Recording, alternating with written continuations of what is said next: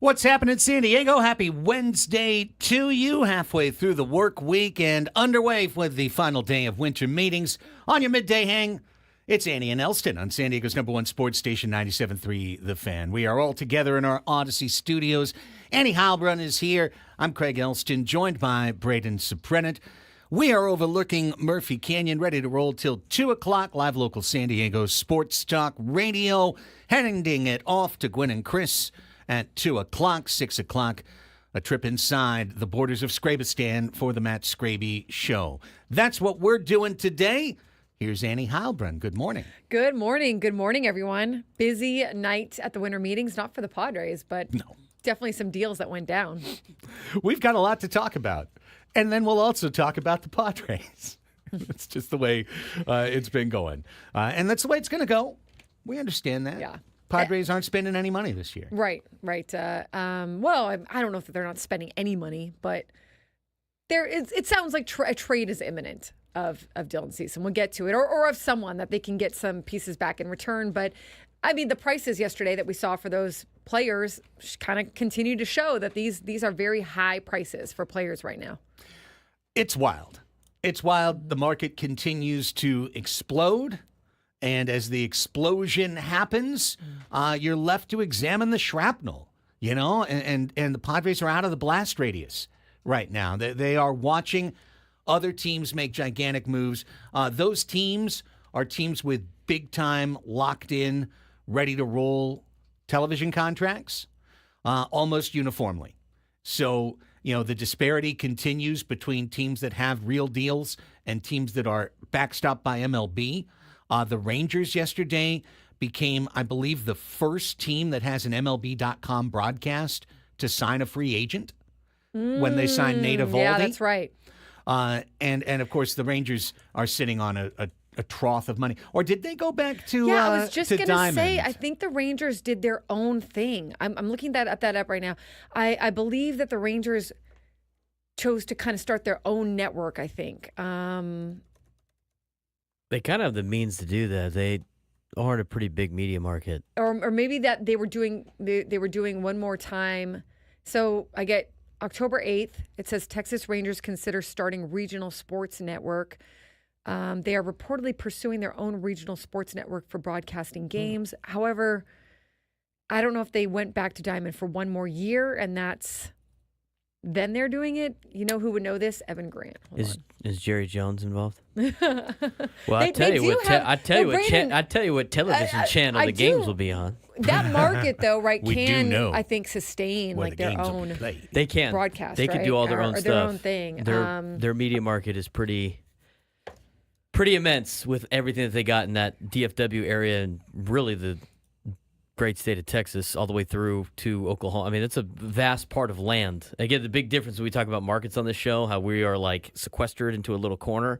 They got a lot of space to spread out, very ever-growing population in the DFW area, major sports franchise. They have every single major sports franchise and major universities. They could totally make their money and put stuff together. So the last thing I saw is, this is October 8th, so I don't know. I don't know if anything's changed. But it says they officially won't be back with the parent company of Bally Sports Southwest or whatever it becomes if it exists in 2025. Where they will end up remains uncertain. I don't think they're MLB media because I haven't seen them included in any of the MLB media packs. But that doesn't mean they won't be MLB media if they can't maybe work something out. This is a good question. Texas Rangers live on GoFrogs.com. Well, the point holds. They're the only team that has a different television situation, a shaky television situation to make a major signing so far this winter. Otherwise, it's uniformly been teams that have that money backstopping them, that have all of their guaranteed revenue sources locked in. And, of course, the Yankees are one of those teams. And this was, to me, like really kind of the first piece of good Padres news that came out of the winter meetings was Max Fried left the National League. He headed to the Yankees. He signed a crazy big deal, 8 years, $218 million. Yeah. Max Fried's a good pitcher. He's had injury issues. He's not the biggest guy. And I wouldn't be surprised if 3-4 years from now, this looks like a disaster. It's a risk. We were talking about overpays yesterday, and don't they all feel like overpays right now? Yes. And the thing that we don't really know is, like, will the market come down? I mean, you can't figure that every team can make these kinds of deals. So I think that's why you do look at this reporting about Dylan Cease, and, certain teams are going to have to explore these options of trades if the prices are staying this high. I mean, do they typically ever come down? That's my question. They don't usually come down, right? Like, so No, they're never coming down. They're always going Never. up. So that really leaves you in either you're paying for these kinds of what you would probably say are overpays, or I understand the whole thing. I said it yesterday. You are what a team. You're worth what a team pays you. So to them, it's not an overpay. But what I'm trying to say is, like, I don't think every team can afford to do this. So that really leaves like a have and have-nots, or a have and trades, like Right. The haves and the trades, right? It's kind of where you're looking at. Well, and I'm glad you brought that up, because I think it's the important thing, and we continue to talk about where the Padres stand in relation to their rivals, but in relation to baseball as well. So there's some things I do feel like we have to say, like, every day, because people drift in and out. Somebody like commented, not that it matters, one person commenting on Instagram, right? Doesn't matter, but like to a picture of me with my dog, like, 4 hours of hating yesterday. On Instagram, they said that? Yeah. Oh, wow. And I'm like, They're coming after you in all 4 hours of platforms. hating. Well, it's because I got rid of my Twitter, so they can't get to me there. Did you get rid of Twitter? I deactivated it. You deactivated your Twitter? I did deactivate my Twitter. That is a bold move. It hasn't hurt me 1 minute. And so you went over to Blue Sky? Transferred over. Almost 1,000 followers. Okay, so now. they're finding you on They're finding me. Instagram They're and Blue Sky. They're finding me. Okay. They're finding me where they can find me.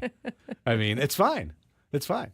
Nonetheless, I think we have said uniformly these following things. We believe these things to be true. Annie and Elsten manifesto. Padres are going to be competitive in 2025. They're going to have a good team because they've got a locked-in core that's not going anywhere. And that core consists of good players. Yes.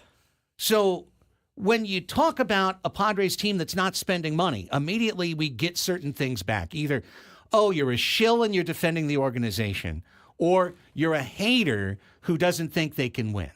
And neither thing is true, which makes it okay because it tells me we're balanced on both sides for people's own reactions. This team is going to fight to compete. It cannot compete in the free agent market. The free agent market is beyond the means of the San Diego Padres. The market has exploded. The prices have gone way up. And the Padres made commitments 3-4 years ago at a time when the prices were lower. Those deals look great right now. You don't think Manny Machado's $350 million deal looks good compared to $765 for Juan Soto? What about $340 for Tatis? Oh, yeah. That contract looks real nice right now. How about 20 for Musgrove? 20 a year for Musgrove. That was always a good deal. Right? That was always a bit of a hometown discount for Freed's Musgrove. 32 or whatever, I mean, the average on Darvish is 18. These are good players that would get more than that on the market right now. I'm not going to say double, but more than that on the market right now. Yeah, and I do think when you're looking at the Padres, you have to consider that there's an investment that they made that carries this team where they've already locked down so many big free agents or big time, signings. Now those players still need to continue to play well, obviously, like that's part of the deal that you would hope. But Max Fried needs to continue to play well to justify this contract. I mean, 8-year, $218 million is the largest guarantee for a left-handed pitcher. I mean, the prices keep getting records set. Like, they're breaking records almost every day. For the Padres, I look at it, and what I look forward on is, can they do like a Jackson Merrill now? Will they be able to do another big-time person that they feel like is really instrumental to their team? And the thing about Jackson is they don't have to do that right now. So they can wait on that and figure out maybe ways to do that. Maybe you do. Maybe if Jackson continues to impress, you do something like asking your ownership for a capital call, or you find ways to pivot some money from here to there. But the thing is that they've been doing that for the last, many years now, the last, 3, 4, 5 years to get these other guys locked up. So, you've got to kind of, on their end, I guess, you can't do that every year is what I'm trying to say. You can't take out those loans every year. You can't ask for those capital calls every year. So they've got to be very thoughtful in what they're trying to do if this is their money situation going forward. in the chat. Craig, are we going back to the Padres of the past? Sure feels like ownership is sitting on their hands. The Padres of the past traded players instead of signing them, right? So Adrian Gonzalez, trade him because you can't afford him. Peavy, you sign him to a deal, decide you can't afford the deal the day you sign it. You trade him the moment his deal gets expensive. The Padres have committed big money year after year through the 2020s. That money is pre-committed. That money is prepaid, essentially. They haven't literally paid it out, but the commitments are all there year by year by year by year. What they have done is the opposite of what old Padres ownership did, which was not spend. They didn't spend. Padres have spent. The problem, and what we all have to wrap our heads around, is that they pre-spent a lot of our winters in 2021, 2022, 2023. They pre-spent most of the 2020s. Xander Bogaerts. You got to look back at them each year like, hey, we got Bogaerts. Hey, we got Machado. Hey, we got Tatis. Because we do. We do have those guys. The difference is we have A.J. Preller too. And A.J. Preller is finding ways to work around the margins, skirting under the tax, and keeping this team in a competitive set. And the Padres are going to have to continue to show that to fans. I mean, that's going to be the whole role going forward. They did it last year. They cut $100 million from payroll. They were able to have a fairly successful season, get into the playoffs. Obviously lost to the Dodgers there, but still, I think fans, for the most part, seem pretty happy with how things went last season. You always want to see them go further, but you know what I'm saying. But it's on the Padres now. Look, you've got a fan base that's filling your park every night, that's buying your merchandise, that's buying your beer, that's buying your food, that's continuing to purchase tickets that are going higher. And I understand that is also just part of the market and inflation and everything like that. But I can understand on the fan side that they also want to see a team that's competing and a team that's, doing everything they can to have those fun moments and get into the postseason. And I think that there's a good chance they'll continue to do that. I mean, I don't know. I can't say right now that is going to be different. I think if we get to the end of next year and you see a different story, that's something that you start talking about or years to come. But it's definitely on the Padres now. They built this using money, like you said, the last several years or this last, era or whatever to get this ballpark full. And now there's going to be a little pressure on them to go ahead and continue to be competitive. Right. But the Padres are spending right up to the cap. And spending right up to the cap is an obvious sign of trying to compete. Sure, but you look at the Braves who are like, we're going over the cap for the last 3 years. Sure. We went over the cap 3 straight years. Right? And then and guess what happened? We got tumbled down. Peter Seidler is no longer here. And what replaced him is a trust. And it's not even clear what's going on with that. Right? So it's not like we have somebody bold saying, stroke checks, do whatever you need, we're going to take care of it. That's not the situation the Padres are in right now. We can get mad about it. And listen, you've heard me say it. I advocated the team spend up to the second line of the cap this year. I thought that was a reasonable thing to ask them to do. If that's not going to happen, and they're telling us through their intermediaries, through Kevin and others, that is not going to happen, then we need to understand there are other ways to change, revamp the roster, and still retool and be ready to go in 2025 that don't preclude contending, that don't preclude being a really good team, maybe one of the top 3 teams in the National League. I think they're contenders as it sits today. Right. I mean, hopefully they go out and they make moves and, you can better yourselves on the margins, hopefully. But I definitely look at this team and I think that they're contenders, that there's a good argument to be made of why the Padres could be in the playoffs this season. It's all pretty much the same argument you made last year, but it's continuing to have a core of players who should be still good or continuing to improve. That is going to, be again a lineup that is, I think, going to be threatening to opposing teams, or going to be able to pull off wins, going to be able to find ways to fight and compete and pull off a win like they did last year. I think you have a team that doesn't want to go backwards. You have a team that just wants to continue to go forward. So hopefully they're able to do that. I mean, you never know from year to year, and some of these losses might hurt, but A.J. Preller might be able to find some additions that are, diamonds in the rough like he has so many years before. if you can't win in the big market, if you can't win on the free agent playing field, where can you find your wins as an organization? A.J. Preller has found his wins by acquiring talent and flipping talent. He acquired Juan Soto. He flipped Juan Soto. He acquired Dylan Cease. Might he flip Dylan Cease in order to keep this train on the tracks and keep the coal in the engine and keep this thing moving forward? This has been the biggest story of the last day or so in terms of rumors at the winter meetings. We'll talk about it more right after this timeout. Here's how the rest of the show lines up, too. Got a very busy show for you today. 2 guests from the winter meetings. Thomas Harding, who meant to join us yesterday, is going to join us today at 11:35. MLB.com reporter, long-term reporter for the Rockies. Colorado has officially done more than us in the free agent market this year. They signed Thairo Estrada from the Giants. I think the biggest thing with the Padres, we can get into it after the break, is what you will not know until like 5 years from now is, did they hurt themselves by not having flexibility? Right. Did they hurt themselves by creating all these big deals that don't leave the team with a lot of flexibility? Or did they do the smartest thing ever, which is sign all these guys before prices skyrocketed and have a core that they can then take into the future? I mean, that's going to be the question that we're not going to know for years to come. That's absolutely correct. At 12:20, Sam Levitt will be back. He will be back from the Rule 5 draft. The Rule 5 draft will take place next hour in Dallas. So at some point next hour, we'll find out whether or not San Diego once again has picked in that draft, and if so, who they selected, or if anyone left the Padres via the Rule 5 draft. So we'll find that out, and we'll talk to Sammy at 12:20. Then it's a big day as well for San Diego FC, as today is the MLS expansion draft. So tonight, we will find out another handful of players that are coming from other teams to become part of Team 1 for San Diego FC. San Diego FC made a trade today as well with the MLS Cup finalists, Red Bulls New York.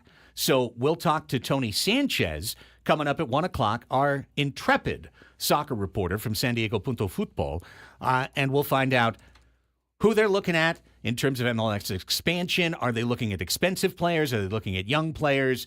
What's going on? Get the entire picture with Tony coming up at 1 o'clock.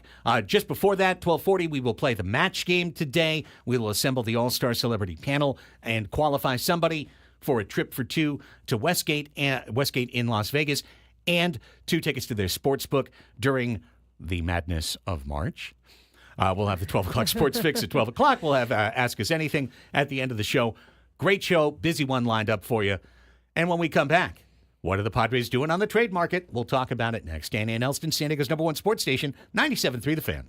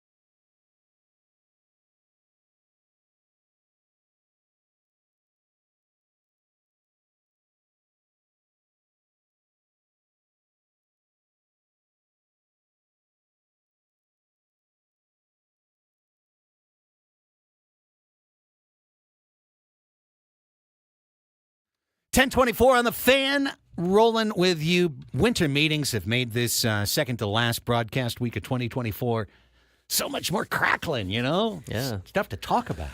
Is there Under 8 anything shows left. we learned from Schilt or Preller yesterday? Coming up in the 11 a.m. hour, we will Okay. play Sammy's clips from AJ Preller. I don't think we learned anything from Mike Schilt yesterday, per se. It was probably pretty much the norm. Yeah, you know. We've also got a clip of Jake Peavy talking. Sammy interviewed him. We'll play that for you coming up in the 11 a.m. hour. In the 12 p.m. hour, we'll hear from Sammy himself. So that'll be fun as well. And then all the stories came out yesterday. And, I'd like to thank them all for listening to the show. I think it was Monday that I said specifically the Padres need to trade Dylan Cease. They can take their time doing this. They do not have to act now unless the price is so good that you just want to take it now for fear that, they'll pull the deal because it's so much in your favor. Short of that, you want to wait for a couple more dominoes to fall, and you want to wait for desperation to set in. As the Yankees sign Max Fried, desperation ticks up in Boston and in Baltimore. Neither of them have the ace pitcher that they need. Boston has been linked to Corbin Burns. Maybe they jump on Burns now that New York has jumped on Max Fried.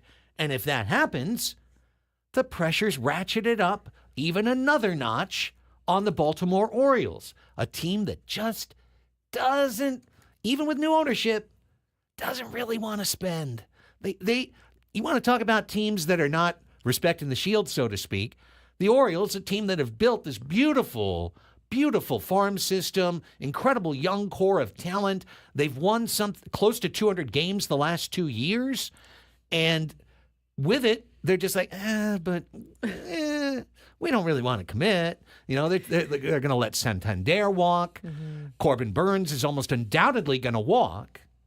So how does Baltimore build their team? They don't build it by spending. They build it by trading for guys out of their healthy, wealthy farm system. Well, guess who doesn't have a healthy, wealthy farm system right now, but has an ace pitcher that they could move a year of value for? That's us. That's Dylan Cease. Milwaukee traded Corbin Burns to Baltimore, and Milwaukee won the division the next year. So it is not a give-up move. If you trade Dylan Cease, it's a move the puzzle pieces on the board so that we can create a clearer picture type move. And I feel like there's a fit here, Annie. I really do. Well, I think that there has to be.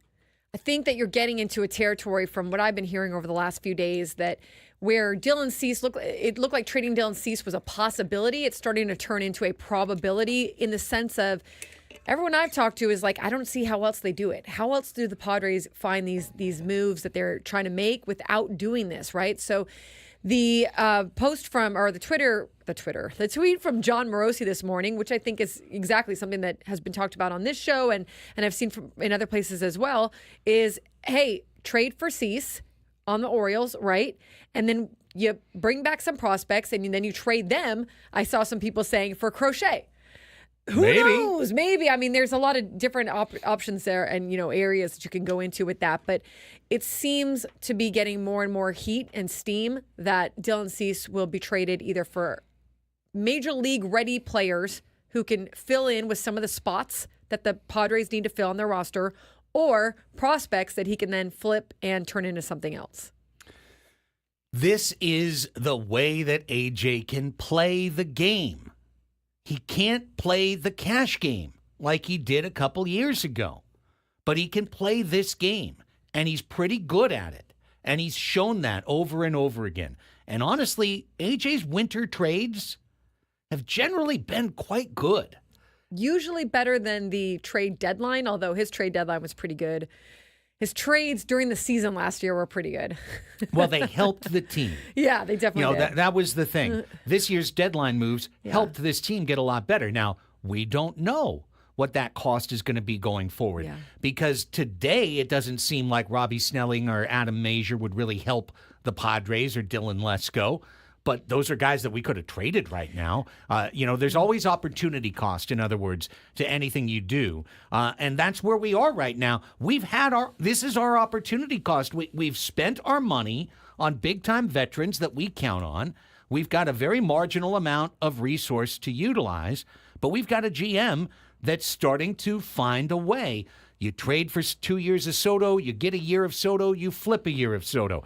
You trade for 2 years of Cease off of that, you get a year of Cease, maybe you flip a year of Cease. If you got Crochet as a result, maybe you use a year of Crochet and you flip a year of Crochet. And you just keep repeating the process to restock your team year off year off year. Yeah, and I really believe that he would prefer not to deal Dylan Cease. I mean, usually when Preller makes those kinds of moves, he does it because he wants multi-year guys. He wants them to stay on the team. I think that he just is probably in a position where this is going to be what's best for the team, as much as I don't think that they really want to part with a guy who can still really help the rotation. I mean, to get Dylan Cease, they gave up Drew Thorpe, who they got from the Yankees and flipped in the Soto deal, right? Samuel Zavala, Jairo Iriarte, and Steven Wilson. So it's just kind of the irony of that. Then you move Dylan Cease, you get back some prospects, you trade for Garrett Crochet or whoever might be coming down the pipeline. Because, look, for $14-15 million, which is what Dylan Cease will command in arbitration this year, you can get 3 players and even save some money to fill your other spots on the roster if you need to, right? So you can make a trade also that can just keep you under that $15 million, but get more players, more bodies on the field that might be able to fill some spots on that are still good, that are still, solid players. But yeah, I think that you're in a position where this is probably the most likely thing now. Yeah, and again, why are we advocating this path? Because the reporting that has come out around our club said, quote, no scenario, end quote, exists whereby they end over the tax. And they are over the tax today. So if you're over the tax, right, if you're over the tax today and you're not going in any scenario to finish there, that means you have to go below, and you don't go below by signing more guys. You go below by trading a contract off your team. And they don't need to get below until the end of the season. Right. But if you set yourself up $20 million over. Yeah, you have to have a plan in place that's going to get you. It would be a risky move if you don't want to go over the cap. A very risky, or the luxury tax, a very risky move to be too high above it, which they would be if they went in the direction that they're going right now. So the question, I think, is now if you're going with that, right? Like, are they going to trade Dylan Cease? Like you said, is it now? Is it later? It's after Corbin Burns? Is it? Does Roki Sasaki factor into it? Do you do it before or after you find out if you get Roki Sasaki? Right. There's all kinds of things there that I think that are interesting in a sense of how do you proceed now? And yes, I agree. And can the Padres twin track this? Can they be pursuing a Cease trade and recruiting Sasaki simultaneously?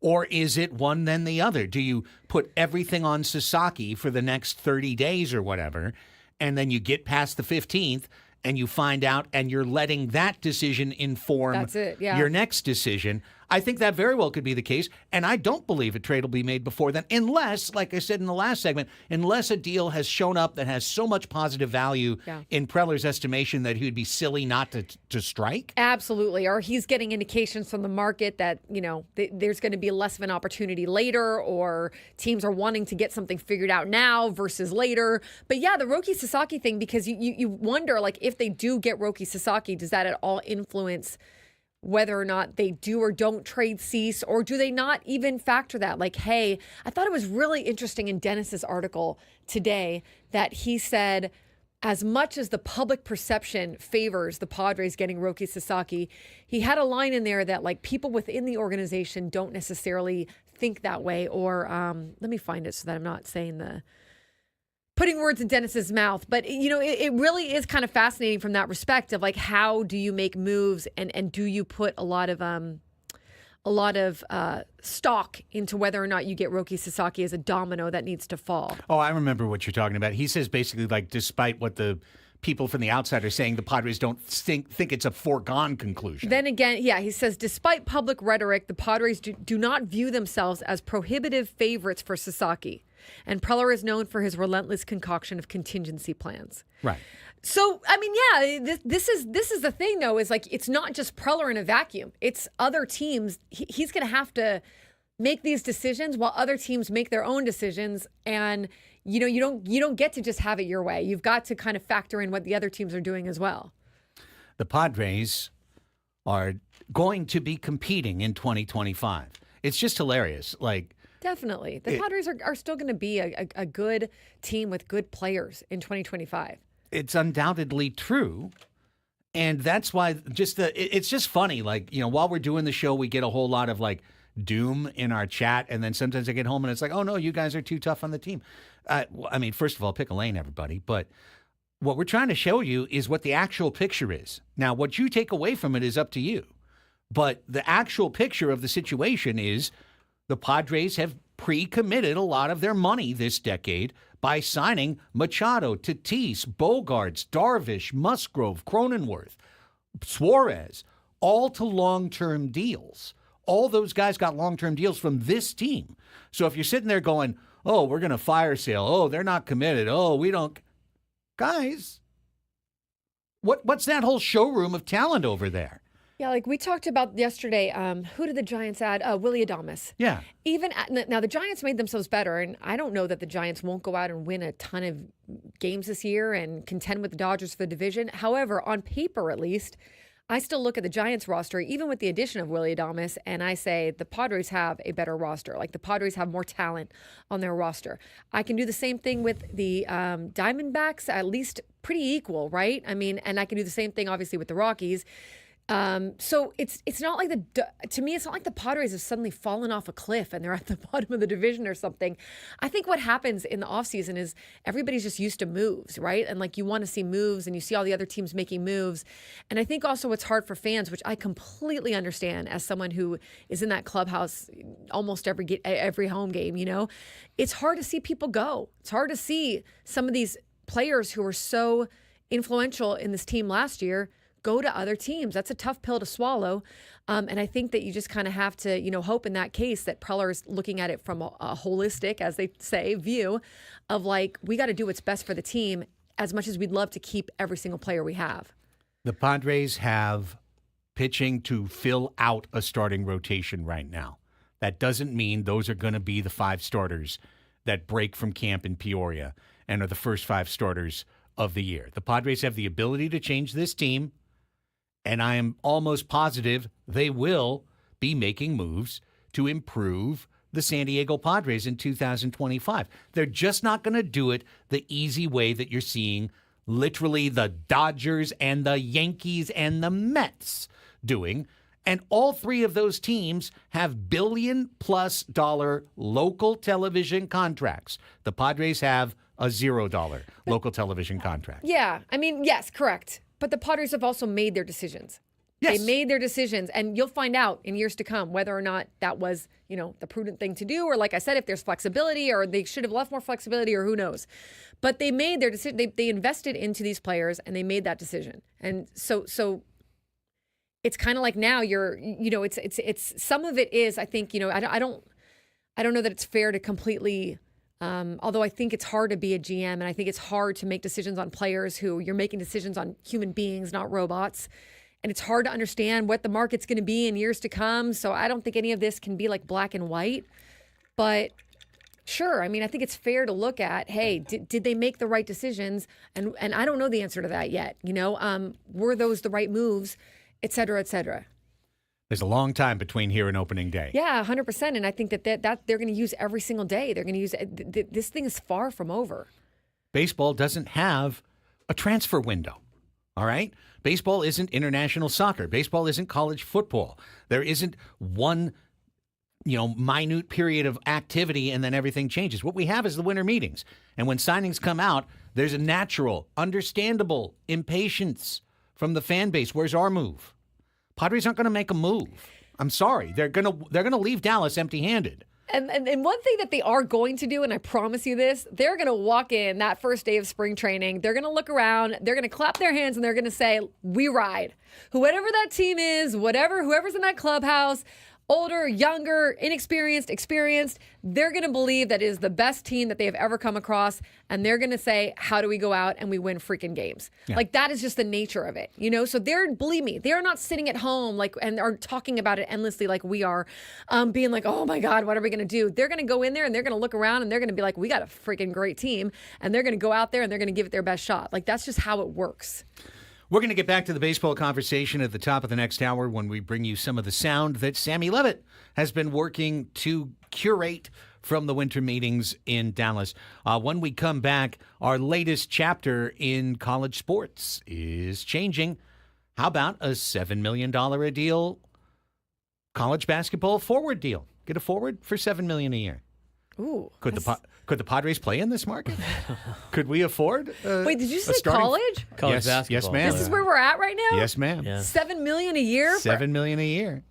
They announced they released all the public schools NIL collectives. When too. have we ever gone from Major League Baseball contracts to college basketball contracts yes. and not skipped a beat? You could have not said who that conversation was about, and I thought we would have still been in baseball. Nope.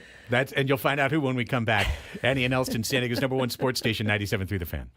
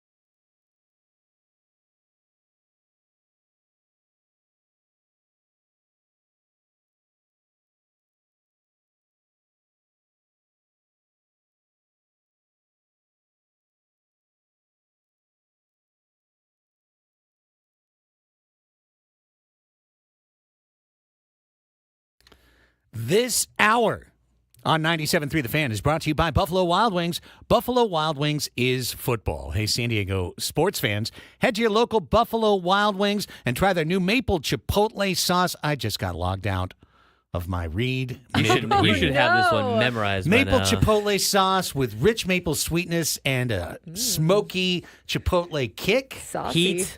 Chipotle Or heat. for a little chipotle Or heat, or for for a a little bit bit more of of a kick, try the new Cajun sauce with spicy tangy pepper You sauce. just That's did right. that without looking at your screen. Where do you San- go? yeah. Yeah. San Diego B-Dubs is where you can go. You go to your local San Diego B-Dubs, or you can go online to Order Buffalo for Wild takeout. Wings Go So for delicious. online or takeout. There you go. You're gonna walk around later and you're gonna hear it in your head. Now it's gonna be something that you feel like you have to kind was of pretty memorize close. and know. Spicy pepper sauce. Hey, San Diego sports fans, head to your local So B-Dubs. saucy. Try their new maple chipotle sauce for rich maple sweetness and a mild smoky chipotle heat. Woo. Who For a doesn't bit of a love kick. dub? That was pretty close. It was good. So we've got this third layer of protection, like you put in the thing and then it says, we're going to send you the notification. and Yeah. it's just not sending me the notification. So, You've been logged out. Third layer of protection on. you have to do it. You do the thing and then the password, and then it sends you a thing to your watch like, hey, are you cool? And then you press yes, and then it lets you in. Yeah, I got you. Well, it's not sending the thing to my watch, so I guess I'm not allowed to read stuff Guess you're not anymore. getting let in. That's right. Guess I'm stuck here. Don't leave to go get the free donuts down in the Jeez down in the Louise, courtyard. man. Yeah. You'll never be Oh, let back. Can I just say how excited I am that apparently we're getting a cafe in this It's back. complex that we're in. Oh. which we've been missing, and they've kindly given free coffee and hot cocoa, and I think there's like donuts and bagels down there, muffins. Maybe I'll run downstairs Oh during the yeah, break. you definitely should. And they said they're coming in a month. All right. I know. Okay. We used to have one here. It was great. They made sandwiches and stuff too. The little kitchen back there. It was awesome. They were very Not nice. inside the palace, just inside the No, courtyard. it's in Inside the building one next of the door. buildings here. Yeah. Okay. The building to our east, Mm-hmm. first floor. Well, if they make a good sandwich. They made some pretty good. Well, the old place did. So I don't hopefully know, this one I don't does. know what they'll offer. I bet you they do the same thing. It's probably the Odds same are I'll setup. buy that sandwich if they make a good sandwich. It's a little late. I mean, I'd have to just come early to sit there and eat a bagel or whatever, but I could get a sandwich on the way home. Now the problem was for a long time is they used to the old place used to close their kitchen at 3. I used to get off at 3, so it'd be like all you could have, all you could buy then were like the pre-made stuff. But if the kitchen is open, it's good. I'm sure they'll have an app service too. Hey, order like a- online. Like a runner that will run it from one building to the next. Won't just be Tony ordering his DoorDash every day. That'd be hilarious. Anyway, So, All right. paying off the No one else tease cares but from us. prior to the break. Yeah, That's I right. know. Yeah. That's fine. shut up, stick to sports. Yeah. Stick to sports, you jerks. Yesterday, AJ Dibansa announced his college of choice for the 2025-26 season. He's the number one college prospect coming in for next year. And it was a little bit of a when AJ Dibansa announced that he was signing with BYU. He's from Utah, right? He is currently prepping in Utah. Oh, okay. He previously prepped in California and before that somewhere else. He went to 3 different high schools. So BYU wins that recruiting battle. They sure do. As of right now, How Till he do you officially think they signs. won that? Money. probably. I can tell you the answer, actually, Annie. It's because of cash. BYU has lined up $7 million to pay AJ Dibansa, who has already told everybody 1 year and I'm going to the draft. You know, I'm a one and doneer. So they got him a $7 million deal for the entirety of his BYU career. Right. Well, the entirety of that career is 1 year because he's heading out the door. So we've got a $7 million a year college basketball forward now. Again, this is the wild, wild west. I don't know how you figure it out, how you compete, what you need to do. This would keep me up like night after night if I was trying to get these types of players because you just don't know what's coming around the corner. And there's no rules, there's no restrictions. It's chaos out there. But it does, again, go back to why are some of these kids going to want to leave college? For any sport, football, basketball, baseball, whatever, if they're getting this kind of money. you had a story that we didn't get to last week, but it plays along these lines of actual kids staying in college baseball as opposed to exposing themselves to the draft because they're pitching in the SEC and they can get $1 million or $2 million to pitch in the SEC. And the story talked about how baseball was kind of overlooked in this area. You know, a lot of times you're focused on football or whatnot, but there's some of the really good players that are choosing to stay in college and not why. Like, why? You're going to get paid less than, I think it showed like they got less than the bonus Paul Skeens. They made more than like the Paul Skeens bonus. They made probably more than like the Jackson Merrill bonus. It's mostly the SEC, but it's still, right? It's still pretty good players that you are continuing to keep in college. You've got to think that Major League Baseball and other sports are looking at it like, are we missing out on these guys? Well, we know that the NBA, which has probably the fairest salary structure for the amount of money that they share with the Players Association, mid-bench guys can get $25 million a year. Right. So in the NBA. And the top stars are getting $60 million a year right now. Yeah. Right. So, but you eventually want it. I think that's the same with any of them. I mean, like I guess maybe football, you would stay there as long as you can because the guaranteed money is different. But yeah, I mean, you make it big in the pros with the money that's going to come in and the endorsements that you might get or whatever. Like you're going to make a ton more than you would make in college, but it's still, you could see how it's tempting. Well, here's this. According to our beautiful folks at Sports Illustrated, which are probably aggregating from somewhere else, but so robots. Right. So, trust AI at your own risk. I just like to say that as a disclaimer. Sometimes it's quite wrong. But rookie contracts in the NBA are tied to the NBA salary cap, projected to be $141 million for the 2024-25 season. The first overall pick in the 2024 draft is expected to sign a 4-year contract worth roughly $57 million with a salary of $12.6 million in their first year. Wait, so who's that? The first pick in the last year was Zachary Sasaki, who was the number 1 pick in the draft. So you definitely want to go pro. But the point is, if the number 1 pick in the draft gets $12.7 million, our guy Dibansa is getting $7 million for his freshman year in college. Yeah. So you don't get 12.7 to be the 20th pick in the draft or to be the 31st pick in the draft. So, I mean, you're already playing it close to the top just in college. Yeah. And you do get your degree in college, right? Like you do get, there are other perks to being in college. Can you get a degree in 1 year? Not in 1 year. Because that's how long Not you in stay. 1 year. Okay, so that's true. That's a good point.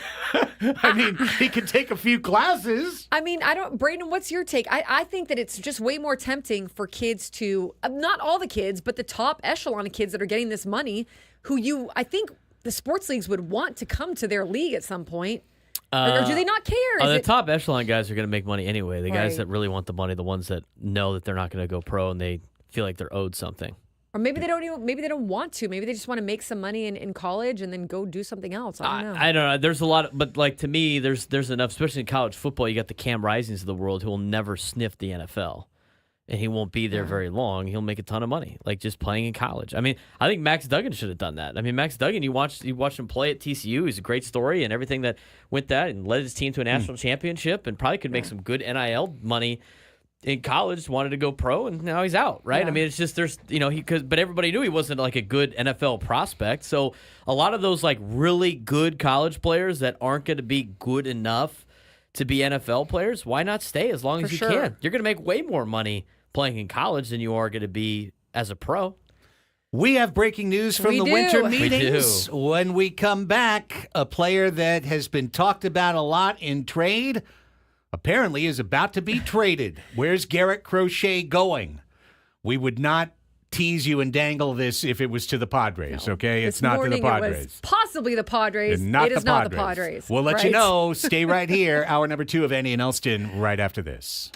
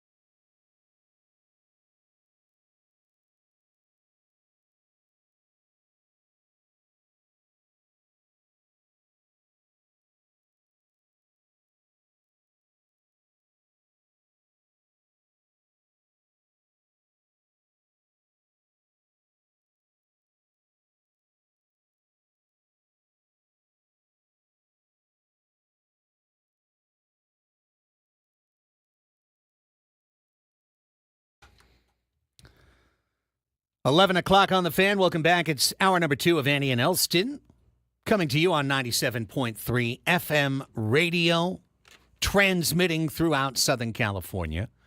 Coming to you live on the Odyssey app, streaming worldwide. Free to use, free to download. Check it out, AUDACY.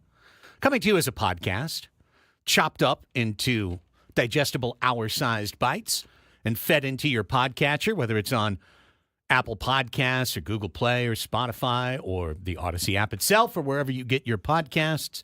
And we are on YouTube. We are live on YouTube every day. 97.3 The Fan is the place to search. Just type in 97.3 The Fan on the search bar. It'll take you to the channel station. When you get there, click on subscribe, hit share, hit like, help our algorithm to help grow the show. Thanks to all of you who are there, however you might be there, enjoying the program today. Okay, the Red Sox have traded for Garrett Crochet from the Boston Red Sox. Jeff Passan, from the White Sox, I should say. So it's an all-Sox trade, white to red to white. That's the way it's going to roll. Jeff Passan reporting it. Bob Nightingale then mentioning Julian McWilliams, Red Sox beat writer for the Boston Globe, who tweeted that the deal includes top prospect Kyle Teal, but none of the other big-name prospects. That's what Julian McWilliams wrote. I don't know too much about the Red Sox system. I know that they've got 2 guys they absolutely love, Marcelo Mayer being one of those. From Eastlake, right? Yeah. And, a couple of guys, because I saw in our Padres Hot Tub Discord, people were talking about a possible Dylan Cease Red Sox trade. Right. And saying, like, well, here's the 2 guys that the Red Sox don't want to move. They didn't move either of those people to get Garrett Crochet. So we'll get the rest of these details probably over the next hour or 2, yeah? Ken Rosenthal, catcher Kyle Teal, outfielder Braden or Brandon Montgomery? It's Braden Montgomery. Braden Montgomery. Infielder Chase Meadroth. Right. And right-hander Chase Meadroth. Wow. And right-hander Wikelman Gonzalez. I have no idea. Who's Winkleman? Wikelman? I don't know. Chase Meadroth's the USD Okay. Torero. Oh, really? Yeah, so Congrats I the called his Toreros. games for a year. He went to the pros as a junior. Really good hitter. Really good ball player. 11th best in the Red Sox prospect group. Braden Montgomery's number 5, and yes, he does spell his name right. Kyle Teal is number 4 on their list, and who was the other guy you said? Winkleman? Wikelman Gonzalez. Wikelman Gonzalez. That's the Wikel. 14th best prospect in the Red Sox organization. He's a Okay. right-handed pitcher.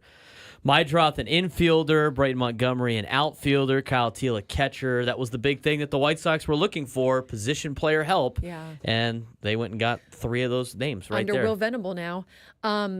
The Red Sox, too, I think we've talked about how the Red Sox are willing to spend a little this year, Right. too. So they're doing in a trade, but I don't think they're done. But they get Garrett Crochet to add to that rotation. Well, that's one of the dominoes. So, okay, let's go ahead and scratch off something that people had been using as a presupposition for the last few weeks, which is that the Padres could potentially find a new common ground with the White Sox for Garrett Crochet. I think We it's just pretty. heard it this morning from a few national reporters. Nonetheless, that was probably presupposition on their part without any reporting, because it was based off of the old sound, the old ring of that reporting from months earlier, that the 2 teams had been intertwined. So it's easy to go, well, they talked before, maybe they'll find it again. Yeah. I think we can now say clearly in retrospect, the White Sox said, you want Crochet? Cool. Give us Salas. Give us DeVries. We said no. They said, okay, you don't have another package we're interested in. And for Crochet, they have at least a few years of control. 2. 2. Oh, 2. Well,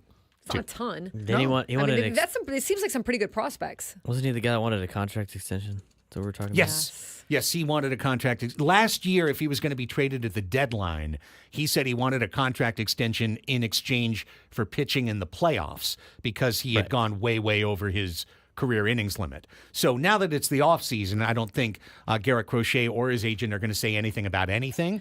But it wouldn't be surprised, obviously, if they tried to sign him to an extension.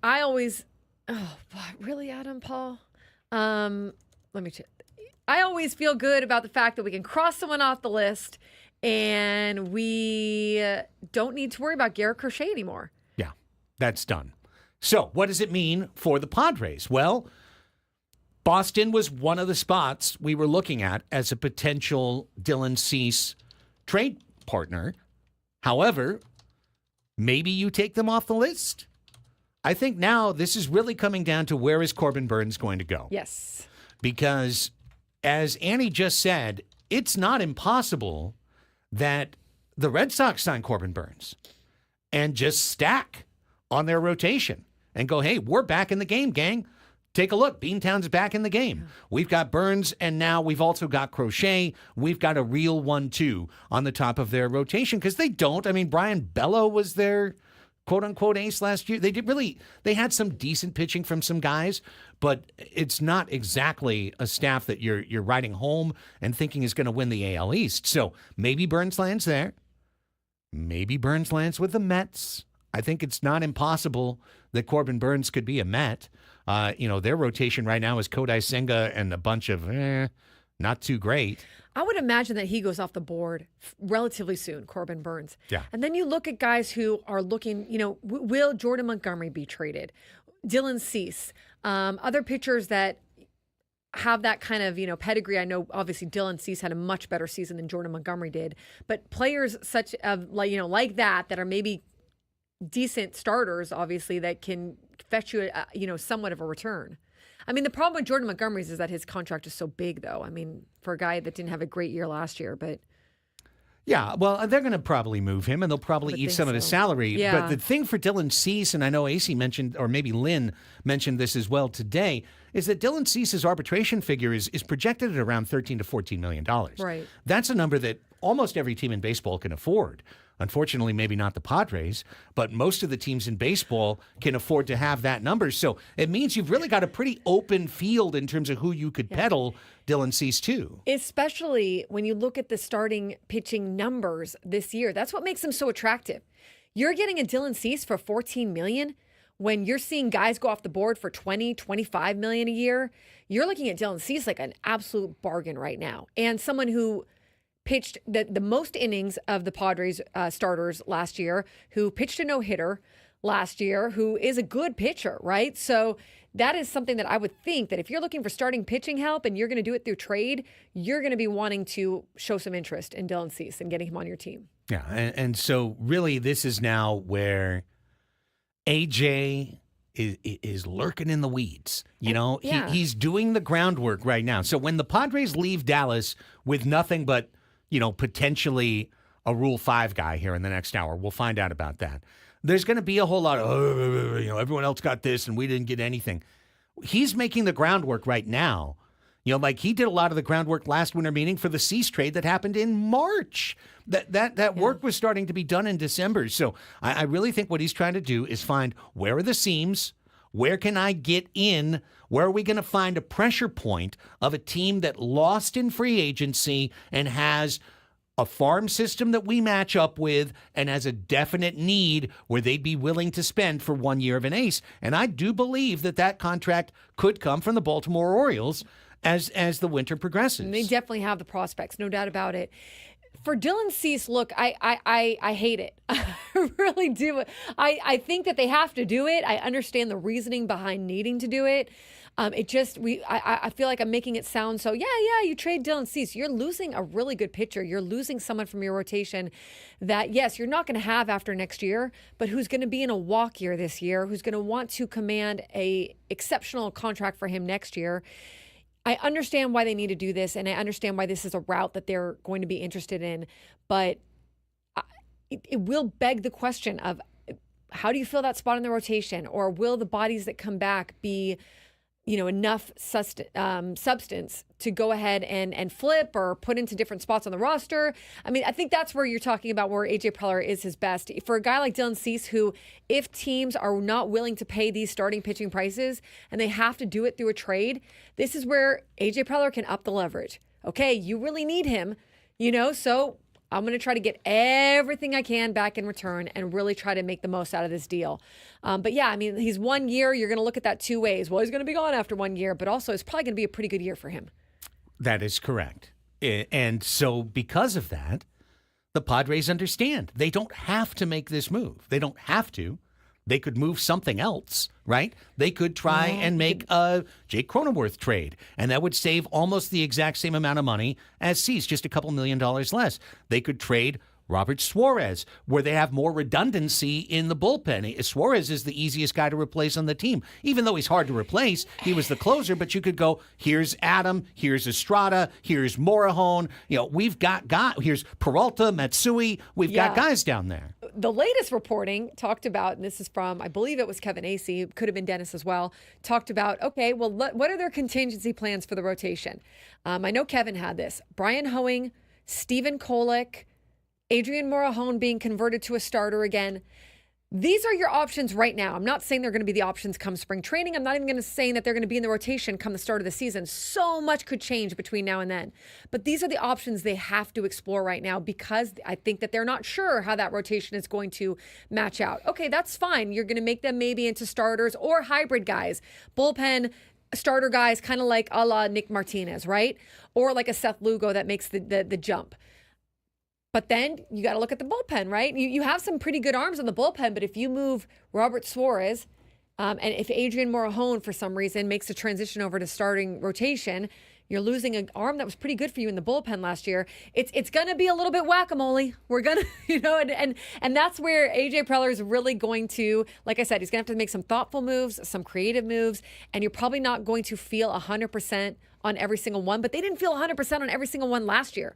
They looked at half the moves, not half, maybe let's say like 10% of the moves they made last year, and they were like, these are straight flyers. Like we hope they work out. We're not sure. We have confidence they'll work out, but we don't know. And then they ended up working out. So you got to hope for some of that to happen as well this year. And I just want to address one thing. Again, I feel like we have to repeat ourselves a lot, but it's fine because the audience comes and goes. It's really easy rhetorically to stand on a hill and say the Padres need to spend more. And I personally advocated for the Padres to spend through the first apron of the luxury tax. And if they did that, I'd been perfectly happy and satisfied. But it's really easy to just take a hammer and hammer it on the Padres. I'm sick of excuses. Why aren't they spending? Oh, penny pinching Padres. Can we talk real talk for a second here? Just for a minute. Can we understand? Do we all get simple math? Like, if we put the numbers on the board, do you respect that the numbers are the numbers? The Padres, the luxury tax is $241 million. That means the first apron is $261 million. That's $20 million, okay? Where the Padres are projected to be right now, keeping everyone with their arbitration raises and the built-in raises for Tatis and Machado and Darvish at all, is $244 million. So if you're like, the Padres need to spend, meh, you're talking about $16 million. $16 million. What is $16 million in today's market? What is that? That's not even 1 year of a fifth starter on the current market. Would that even be enough to get Jurickson Profar and bring him in? It's probably not enough to get Profar. So when you're saying, understand where they're dealing with. They don't have 50 million, 80 million, 90 million that they can go spend. And if you don't have 80, 90 million to add to your tax number, you're not playing in the big market. You're not playing in the free agent market. So I just feel like it's so easy for people to say, but I need to confront you with the numbers so that you understand what you're actually saying. What you're actually saying is we need to spend 10 million more. We need to spend 15 million more. That's all it takes to get to the first apron. That's how leveraged we are this year. We're leveraged. We're leveraged to the hilt. That's why we got to make moves in order to free up a tiny bit of leverage to reclaim it as our own. And Cease seems like a likely possibility. Luis Ariz could be another possibility, but Dylan Cease is probably going to fetch you more. And then, but Luis Ariz is also a 13, 14. What's he going for projection wise? I think. Who Cease? Luis Ariz. 14. 14. So that's another $14 million player right there. I don't think you're going to keep both of them. You might, but then you got to find somewhere else to make a move if you're going to get under that luxury tax. So the thing about Garrett Crochet, as much as I think there are question marks about him, although I got to tell you, he looked really good when he faced the Padres last year at Petco Park. Definite question marks about Garrett Crochet is he's under some cheap control. I mean, the Red Sox get him for 2 years, and his arbitration numbers, he's eligible for arbitration, I believe, but it's not going to be as high as it would be for a player that's like Dylan Cease right now. So, again, this is where AJ Preller is like working his, he's holed up in his suite there at the winter meetings or at the diner that he goes to in Encinitas or wherever he's at, all right, on the basketball court. And those are like the machinations that are going through his head is how can I get the most for some of these players? Let's take a timeout. 11:15 is the time. Padres got a Rule 5 draft pick. We're going to let you know who it is when we come back. Yes, indeed. We've picked in the Rule 5 draft. They did that last year. We held on to Stephen Kolek almost the whole year, and then we, injured listed him at the end to get to the finish line. We're going to try and do it again, gang. It's a pitcher again, gang. We'll get into it when we come back. San Diego's #1 sports station, 97.3 The Fan.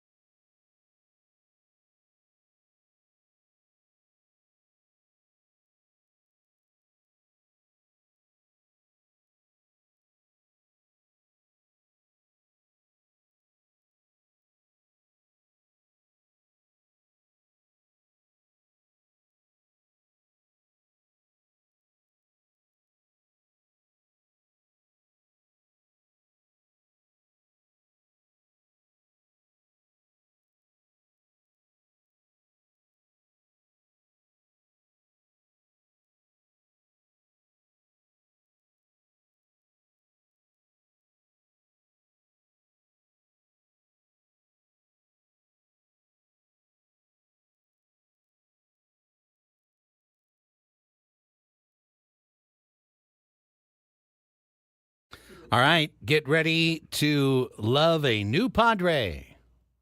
We have a new Padre to love. Woo! I love Juan Nunez.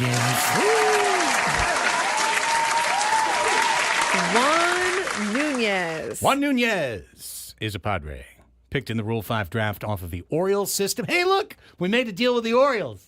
And that means that the Padres will need to keep him the entire season on the roster, right? Yes. Or he risk him being returned. Basically, we spent 50 grand, or maybe it's 100 now. I think it's 100 grand to get Juan Nunez from the Orioles. Yeah. And if we keep him, he's ours. But he has to be on the 26-man roster or the injured list every day of the 2025 season. The Padres kept Stephen Kolek on their 26-man roster every day until, what was it, about the end of August? Where he got hurt. When his elbow started to hurt. And then they put him on the injured list the rest of the year. I mean, there's Juan Soto and there's Juan Nunez. We got a Juan. He's okay. So he looks very promising. This is the MLB.com prospect page on him. Nunez may only be 5'11", but his stuff is big. He has the ability to miss bats with everything in his 4-pitch mix. Working his secondary stuff off of fastball that can flash 96, 97, but typically settles consistently in the mid-90s. Throws a power curve, a gyro slider, plus stuff. And then it says that control has been a bit of a problem, usually is for most pitchers making their debut or about to make their debut. So he'll need to reverse that trend of walks, but seems to have a good arsenal, power stuff. This says that while Nunez does have the wide arsenal to start, his stuff would likely play up better in shorter stints, which I would imagine that's how the Padres would use him anyways to start. So Nunez, big strikeouts, injured last year, shoulder problem, held him to 29 innings, but he struck out 38 in 29 innings. He's got 288 punchies in 230 innings in the minor leagues. So he's got an electric arm and the potential to miss bats. He was, according to one listing, the 8th prospect in their organization, other the 11th. I think 11th makes a whole lot more sense. But the 11th best prospect in the Orioles organization is pretty good. They've got one of the deepest systems in the league. They've got a really good system, yeah. So while I'm 24 years old. Okay, now let me say my uniform right-hander staple comment about the Rule 5 draft. Contending teams usually don't pick in the Rule 5 draft. It is very hard to justify playing 25 and a half on 26 for the whole season because Juan Nunez isn't going to pitch, 70 innings probably out of the Padres bullpen. Now, having said that, Stephen Kolek pitched a decent number of innings out of the Padres bullpen last year. He did not pitch great, but he did, as a point of fact, throw 46 innings out of the Padres bullpen. So, I do expect him to get low leverage usage in the Padres bullpen going forward as long as he is healthy. Nonetheless, it's just, it's telling you where we are right now. Again, it's telling you where we are. It is. You're taking a flyer on someone that you've got to kind of figure out a way to make work because he's a Rule 5 guy. And that you're hoping for a lot of potential to pay off in that moment. And like I said, they've hit on it before. That's not to say that they won't hit on it again. They don't hit on it every time. But he's taken a flyer there on someone that I'm sure they've scouted, that they believe in, that they've looked at. I thought we got into a decent conversation, in the break here about, I know no one wants to look at 2026, right? We're in 2025. But as the kind of rhetoric around this team goes that they'll never spend money again, you pointed out, Craig, in the chat that Hosmer comes off the books next year. That's $13 million in 2026 that they'll have available to them. Braden, you pointed out that no one really gets a significant raise next year, right? Like it's not anything egregious. Fernando's the exact same. Xander's the exact same. Joe's the exact same. Cronenworth gets a couple $100,000. Like he gets $1 million more. Darvish goes down by $5 million. Robert Suarez goes down by $2 million. Yeah, if he isn't anything close to a decent year, he's gone. Yeah.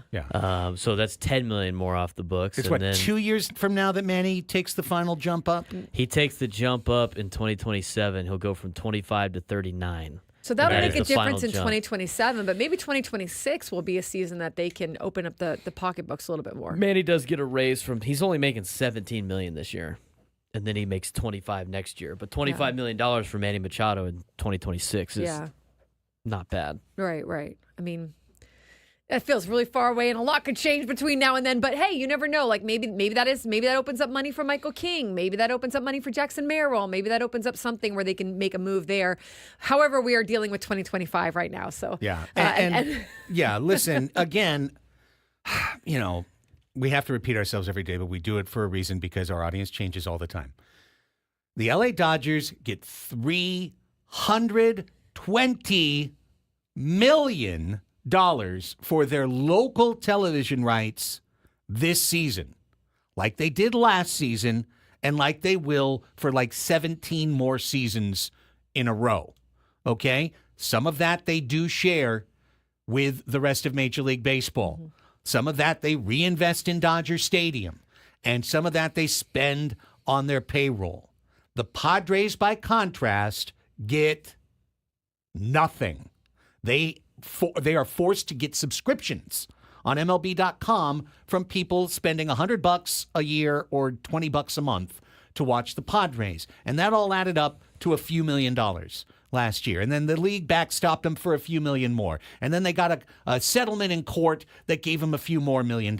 And they were able to scrape by and get by. But every year that resets. Another 320 into LA's coffers, another 0 into our coffers. And then a year from now, another 320 million into their coffers, and another 0 into our coffers. So please, the folks in the chat that are comparing, well, the Dodgers spend over $300 million. What's the matter with our ownership? Why are we so cheap? Guys, come on. Like, do you see the thing printing money over there? Do you see what we have that prints no money? There are fundamental broken elements of baseball's economy right now. That's why, and I'm literally speaking to the guy on Twitch right now who's in there.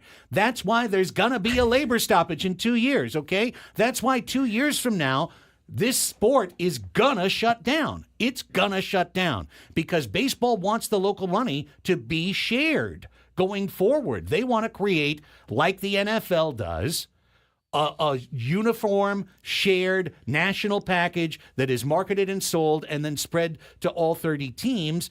And the Dodgers are going to lose their advantage, and the Yankees and the Mets are going to lose their advantage when that happens. So, of course, they are going to say no, and that's when it's going to break. Yeah. I spoke with a few people over the weekend that I don't see those, just like you don't see those networks joining in the fold unless there is something very substantial to them. A lot of them have contracts too that go well past 2028 with their respective, network or their respective rights fee or whatever, for like LA, New York, the Cubs, et cetera, et cetera. The only thing I can think of is if they forecast, hey, this is eventually coming down the bend to us too. Like we're about to like eat it in 10 years or 5 years. I'm sure you're still going to try to hold on as long as you can, but maybe it is something where there's like an ability to do both. Like they keep their network, but then they also kind of are broadcast under the MLB umbrella. There is a way to sell them to fans who don't normally get their broadcast, something like that. I don't know exactly what it would be, but there's going to be some kind of tipping point with whether with the new CBA or whether with this new TV broadcast deal thing, and whether they can even get it going. I mean, that's his goal by 2028 for Rob Manfred. He's not commissioner long after that. I think he's done after 2028 or 2029 or something like that. So this is going to be something that he's going to try to get done, and we'll see what happens. You've got to have people agree to it on the other side for you to be able to do all this. Yeah, the Mets have their own TV network, SNY. The Yankees have their own TV network, the Yes Network. Mm-hmm. The Cubs have their own TV network, Marquee Sports. These teams, these specific teams, have built-in deals that are printing money for their clubs. Then there's a couple other teams that are on NBC Sports, and they're doing okay too. The Giants, the A's, and the Phillies. In total, there's 11 teams that have stable contracts for their deals, and there's 19 that don't. And almost all of the spending that has taken place so far this year has been from the teams that have TV deals, and the teams that don't haven't. So we can again scream into the void. But if you're mad at baseball owners, please, it's not the Padres, okay? Seidler's voice is speaking from the grave. The long-term contracts are in place. No one's moving those contracts. No one's breaking those contracts. No one's folding Petco Park up. None of that is happening. This team's spending right up to the cap, just like they're going to do last year. They're going to do it again this year. The fact that they're not traversing the cap, does it bother me? Yeah, a little bit. I think that they should have that flexibility. But as Andy said so well, in the first hour of the show, it's going to take us the rest of the decade to find out, did the Padres make the right moves at the beginning of the decade when they locked in most of their roster and most of their commitments at a lower price, or would they have been better served to have kept everyone on short-term deals, let everyone leave for free agency? Well, not everyone. I mean, there's a middle ground in there somewhere. Sure, or not over, right? Right. Find that balance. Sign Tatis, but let Machado go. Whatever it was, right? Where they would have maintained maximum flexibility, but they wouldn't have had as much of the roster as they did. Or even maybe average flexibility, right? I mean, it's there's so many other options, and again, it's hard to go back and talk about all that because it's a moment in time that happened in that time. You know, hindsight's always 20/20, and the market's changed and things change. But, some of those contracts were Peter Seidler's idea. They were not A.J. Preller's idea. And how much of that, ends up being something that Preller wants to figure out at this point in time in terms of, like, would he do that, or would some of those be things that he would do if he knew that the money was slowing down? I mean, when they were doing a lot of this, the money wasn't slowing down. There was a vision of them winning the World Series, and they were going to be able to cash in on winning the World Series. Everything kind of had to go perfectly, and it didn't go perfectly. 2023 was a really down year. Didn't work out. 2024, they made it a little further for sure. You got some money out of that. You had a full stadium there every single night. You've got season ticket sales that you're rolling with.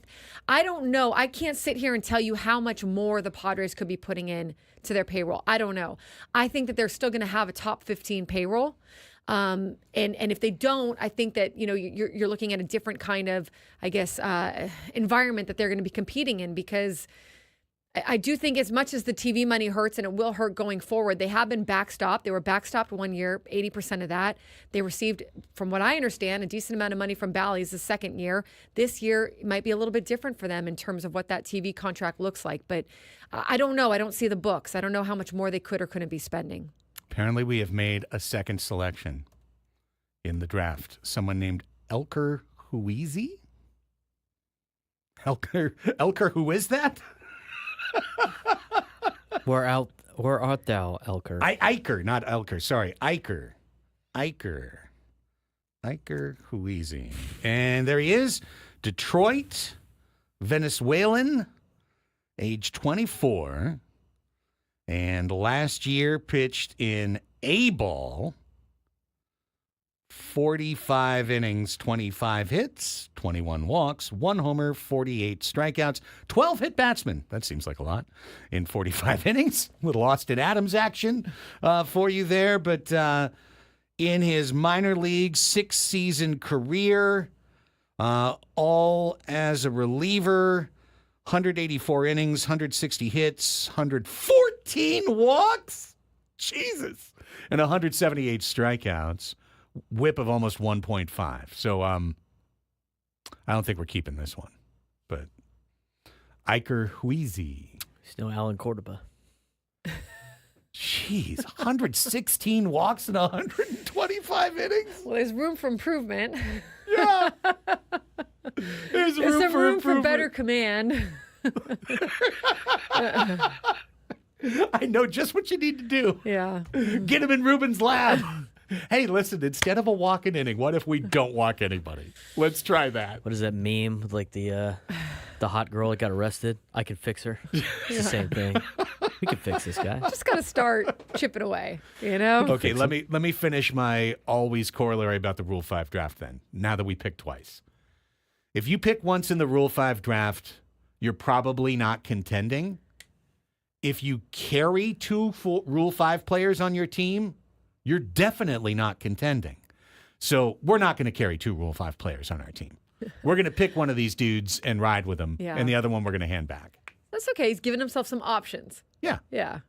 We've Some got cheap Mr. options. Mr. Strikeout guy, and we've got Mr. Walks guy now. So You let that guy pitch, eat some innings up by just loading the bases, and then bring the other guy in to strike out the side. that's it. There you go. Save some bullets for the rest of the staff. All right, when we come back, taking a look at some of the... Oh, wait, we got Thomas Harding next, right? Yes, we do. We're going to talk to Thomas Harding from MLB.com. I think that's going to put a lot of perspective, too, to where the Padres are still in a pretty darn good spot. Yeah, no kidding, after right? you talk to Thomas Harding. Yeah.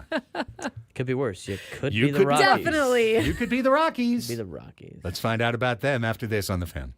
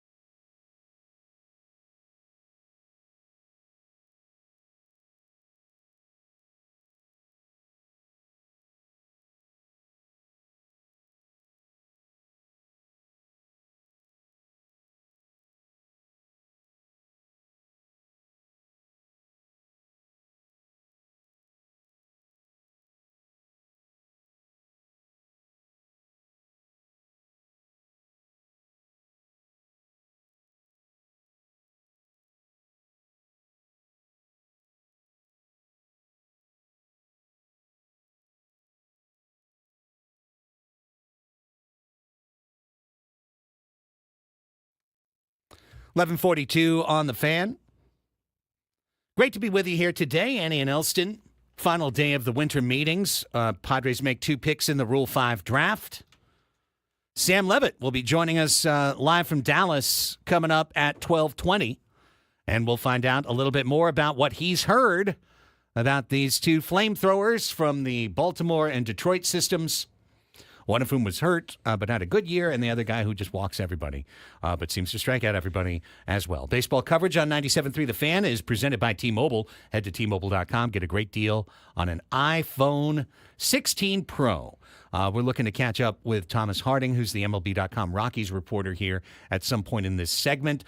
There were some trades made yesterday, a 3 corners deal in which Toronto acquired second baseman Andres Jimenez from Cleveland, a couple of time Gold Glove winner, left-handed batter. Is going to slot right into probably the top of their order and obviously the middle of their infield. They sent Spencer Horwitz, who's a slugging first baseman, to Cleveland. Cleveland then flipped him to Pittsburgh to get a couple of starters back, which makes a lot of sense because Cleveland already has first base on lock right now, at least with Josh Naylor. So interesting deal there for Toronto. Mr. Berger left Miami, the dude who homered off the Padres over and over, Jake Berger. He's a Ranger now in exchange for a couple of pitchers as well. We'll get back into winter meeting stuff in terms of our Padres, as mentioned at 12:20 with Sammy Levitt. Right now, let's head out to Dallas and welcome to the show for the first time, MLB.com reporter who's been covering the Rockies for a long time. I remember meeting Thomas in the press box way so many years ago. Thomas Harding is joining us here on 97.3 The Fan. Thomas, Craig Elsten, Annie Halbrun here with you. It is great to have you on the show. How you been? I feel good. I feel clean. Greg, man, that's a long time ago. You know, one of my first assignments on this beat was the 1999 winter meetings in Anaheim. Gosh, that was a long time ago. Wow. A quarter century of covering the Colorado Rockies. That Rocktober is still standing out, Thomas. It's still standing up. It stood the test of time, and there are a lot of lean years interspersed by a few surprise trips to the playoffs. That seems to be the pattern around here. Well, our Padre fans out here are in a doom spiral because other teams are doing stuff, and we haven't done a thing yet. And you guys signed Tyro Estrada, so I guess you're one leg up on the transaction wheel. But, you know, what are people saying around Colorado going into the 2025 season?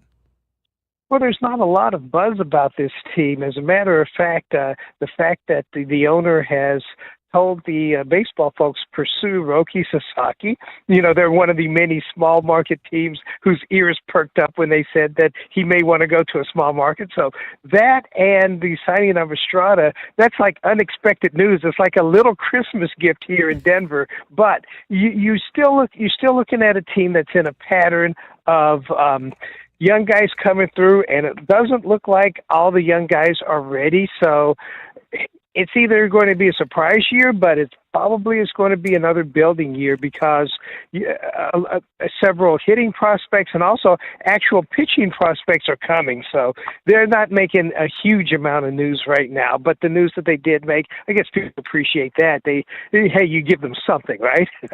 Yeah, absolutely, Thomas. And I just wonder, you know, we were talking about it a few days ago here, and please tell us if we're wrong about this. It seems like you guys typically get a decent amount of fans who show up to games, who stay loyal to the Rockies no matter what. Has that dipped at all? I mean, is there an expectation for this team to get higher than they are right now? Or is this just like, hey, they've come out and they've said we're rebuilding for the foreseeable future, and that's all you can really expect right now? And has it hit the bottom line at all? It has hit the bottom line in two ways. Number one, attendance has dropped. Now, it hasn't dropped to the point that you would expect in some markets. If this were other markets, the attendance would be a whole lot less. But they ended up with the app-based television. You're familiar with that in San Diego. And going into last season, because teams knew it was coming, the league didn't really supplement their income. They didn't supplement their TV revenue. So actually right now, they're dealing with a dramatic loss in television revenue, which is affecting the payroll. Yeah. Usually when you say that you have a lower payroll, it's because something has happened that you're taking in less money. So that has affected them. And this I do know. I mean, this is an organization kind of rolls along. It rebuilds. It takes a long time. Then they have their couple of good years. Then it seems to go back. But just from talking to people that actually work in the organization, they're like, listen, we can't be comfortable with this. And we can't just continue to roll out 100-loss seasons when the fans are still coming out to see them. They were an interesting ball club in this manner. They had never won 100 or lost 100 until 2 years ago. Now they've lost 100 2 straight seasons. Wow. Yeah, and Thomas, obviously, there's a giant albatross when I'm looking at the roster resource page because, again, the Rockies aren't the A's or the Pirates, right? I mean, payroll was almost $150 million in 2024 for a team that lost 100 games. It was very close to the Padres. I mean, I think the Padres were 15th in Major League Baseball, and the Rockies were 17th. Yeah, so obviously, 27 of that, though, went to Chris Bryant, who's done basically nothing for you guys. Right, he hasn't been healthy the whole time, and when he was healthy, let's face it, he didn't produce anywhere near what you would expect for a guy being paid that much, and that is kind of hanging over the franchises that they have some young prospects. They're in the middle of the infield, adding Estrada to Ezekiel Tovar and Brenton Doyle, 2 Gold Glovers out there, and Estrada's a good player. They have guys at the corners that can play defense. There are some exciting prospects coming up. Pitching-wise, they've drafted a whole lot of very good pitchers that you would think will have an impact. But when you're paying a guy $27 million and he's injured the entire time and he hasn't produced, it always hurts. While you look at some of the pitching statistics, and obviously they were predictably bad, the fact of the matter is this team can't produce offense when they play at Coors Field. You've got to have Chris Bryant in there. I know I talked to him at the end of last season, and, he was working on some things to stabilize the back. The issue is sometimes backs don't get better, but hey, they paid him a whole lot of money, and that maybe they expect a return on the investment. But hopefully, the next time that they go deep into the free agency, either it's a guy that they know and they know all the issues, and they make the decision then, or they simply do a better job of picking the guy that could come in, stay healthy, and produce for them. How's our guy Buddy Black doing, Thomas? How's he holding up? He's holding up well. I remember when this was heading south, and I talked to him toward the end of the season, and he said, listen, it's going to get tough. So he predicted this about 3 years ago. He goes, we're going to have some really tough times, but I want to be here to fix this, because he came in 2017. They went to the playoffs both of those seasons, but since then, it's been losing season after losing season. And as I said, he knew that it was heading in this direction because of some things with the payroll, the Nolan Arenado trade, losing DJ LeMahieu, all those things. But he wanted to be the guy to kind of help bring it back. And he signed an extension at the end of this year, which I expected all along. So he does have the energy to try to work this thing back. I don't know how much longer it's going to take, though, to get to the point that you're a winning ball club. And also they're in the National League West. It is a tough division. Yeah, I mean, that's got to be the thing, right? You're looking up at I mean, we're looking up at L.A. and going, what the heck do you do when they get $320 million a year in local television money, and every one of their players defers their contracts, and now they're able to go into super team mode. The Giants are trying to spend to catch up. The Diamondbacks are spending. They were 2 years removed from the World Series. I mean, maybe this in some way, this is how I'm going to build to a question, Thomas. Does this in some ways serve as a salve to Rockies fans who look at the market and go, okay, I understand. We would be kind of silly to be trying to throw all our chips in right now based on the status of the division? Yeah, I think that what a lot of Rockies fans are, though, they're upset about where the team is given the money that they spent on Bryant and trading Arenado. That they're still going to be upset about it. I don't think it you can salve it, but I think they do understand. Hey, this is a franchise that has never won the division, okay? But they've been to the World Series. I mean, it's kind of like the Marlins. You know, they've never won. I don't think they've won a division. I believe I'm correct, but they've won 2 World Series. So the idea is to get into the playoffs, and it looks like if you're a National League West team, that's what you play for, because the division with the Dodgers especially in it, that seems to be a once every 8, 10, 12, 14-year thing. That's so true.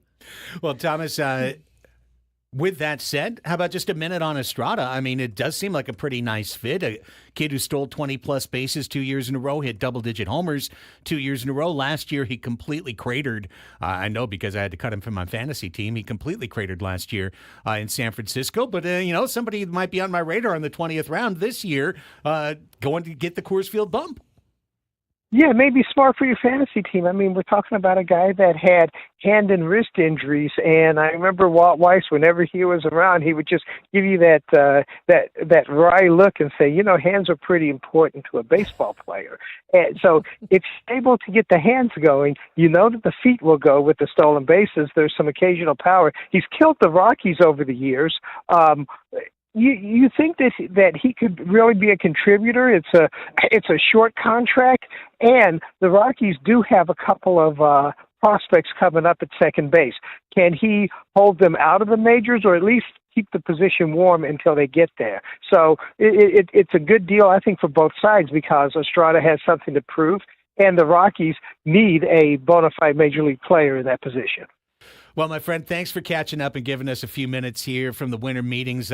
Let's stay in touch as the season goes along to get some periodic reports in 2025. And, man, those Rockies just bedeviled the Padres last year. The home sweep, 8-0, Austin Gomber, yes, sealed in my mind forevermore as one of the stains of 2024. So you guys had our number last year. We'll see what happens next year. But thanks for us being able to use your number right now to get you on the phone. Always great to talk to you, Hey, Thomas. thanks for having me. Yeah. I appreciate it. Thank you. You bet. Great to catch up. Thomas Harding, one of the true good guys out there. MLB.com, Colorado Rockies. Covering the Rockies since 2000. Yeah. He's seen a lot of Rockies baseball. I'm telling you, I remember first time I met him, it was doing MLB.com spring training games. Now that he brought that up, it was 2000. Yeah. It was 2000 when he was like first year guy. Like, hi, I'm Thomas. The Rockies are kind of fascinating in that you think that their payroll is like the A's, right, or the Rays. It's not that bad. It's just that contracts haven't gone very well for them. That's just misspent. Yes. Yeah, that's it. They made big mistakes. They've made a lot of big mistakes, contract-wise, in Colorado. It's just never clicked on the right dude. Their GM still kind of keeps on trucking. Yeah. And then Dick Monfort sending an email going, Juan Soto said he wants to play on the East Coast. That was my favorite thing of the whole winter. Yeah, we're not in with Soto because he wants to play on the East Coast. We already know he's out. Yeah. We're back with the 12 o'clock Sports Fix next. Andy and Elsten on the Fan.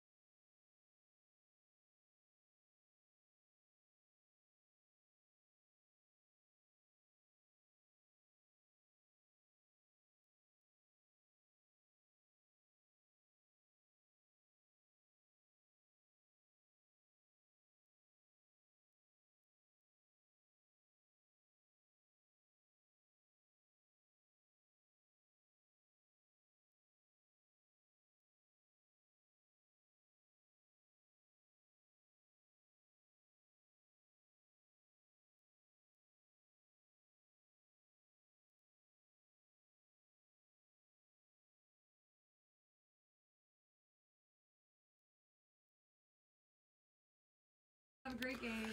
It's the lunch hour on Wednesday. It's the exact midpoint of our work week. 10 hours down, 10 to go on Annie and Elsten. As we bring you the 12 o'clock sports fix, all the sports news that is fit to speak for Wednesday, December 11th, 2024. With Annie Heilbrunn and Braden Soprenet, I'm Craig Elsten. Let's start with Annie's winter meetings report. But I just completely forgot that the Padres made some Rule 5 draft picks. They took Juan Nunez, a 24-year-old righty from Baltimore. Yes.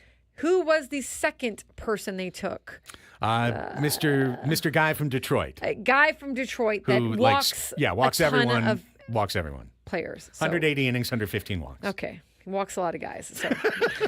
So that's where it is. Let's move on to the Boston Red Sox. They are finalizing a trade to acquire left-hander Garrett Crochet from the Chicago White Sox. The deal is in the medical phase, not official, but trending toward it, or it might be official by now. The White Sox get in return 4 Red Sox prospects: catcher Kyle Teal, outfielder Braden Montgomery, infielder Chase Meidroth. Chase Meidroth. From USD, a USD Torero. Yes. Woo! And right-hander Wikelman Gonzalez. We're going to go with that. Right-hander Nathan Eovaldi and the Texas Rangers are in agreement on a 3-year, $75 million contract. Eovaldi was considered at the top of the mid-tier free agents, and he now returns to Texas. The Toronto Blue Jays acquired second baseman Andre Jimenez and right-handed pitcher Nick Sandlin from the Guardians in exchange for infielder Spencer Horwitz and minor league outfielder Nick Mitchell. Left-hander Max Fried and the New York Yankees have agreed on an 8-year, $218 million contract. It is the largest guarantee in baseball history for a left-handed pitcher. And the Rangers and Marlins have reportedly agreed to a deal that'll send corner infielder Jake Berger to Texas for a trio of prospects. Miami receives infielders Max Acosta and Ishedri Vargas, as well as pitching prospect, I think it's Brian, but now these kids, they spell their names Bryan. Is it Brian? Is it Brian Mendoza? Braden? It's not Braden. If it doesn't have a...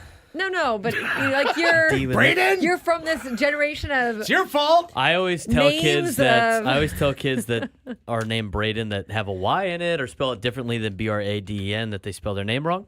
Yes. Braden Montgomery spells his name correctly. And there's a couple of Bradens on USD's baseball team that I have told, you spell your name wrong. Sorry. I don't make the rules.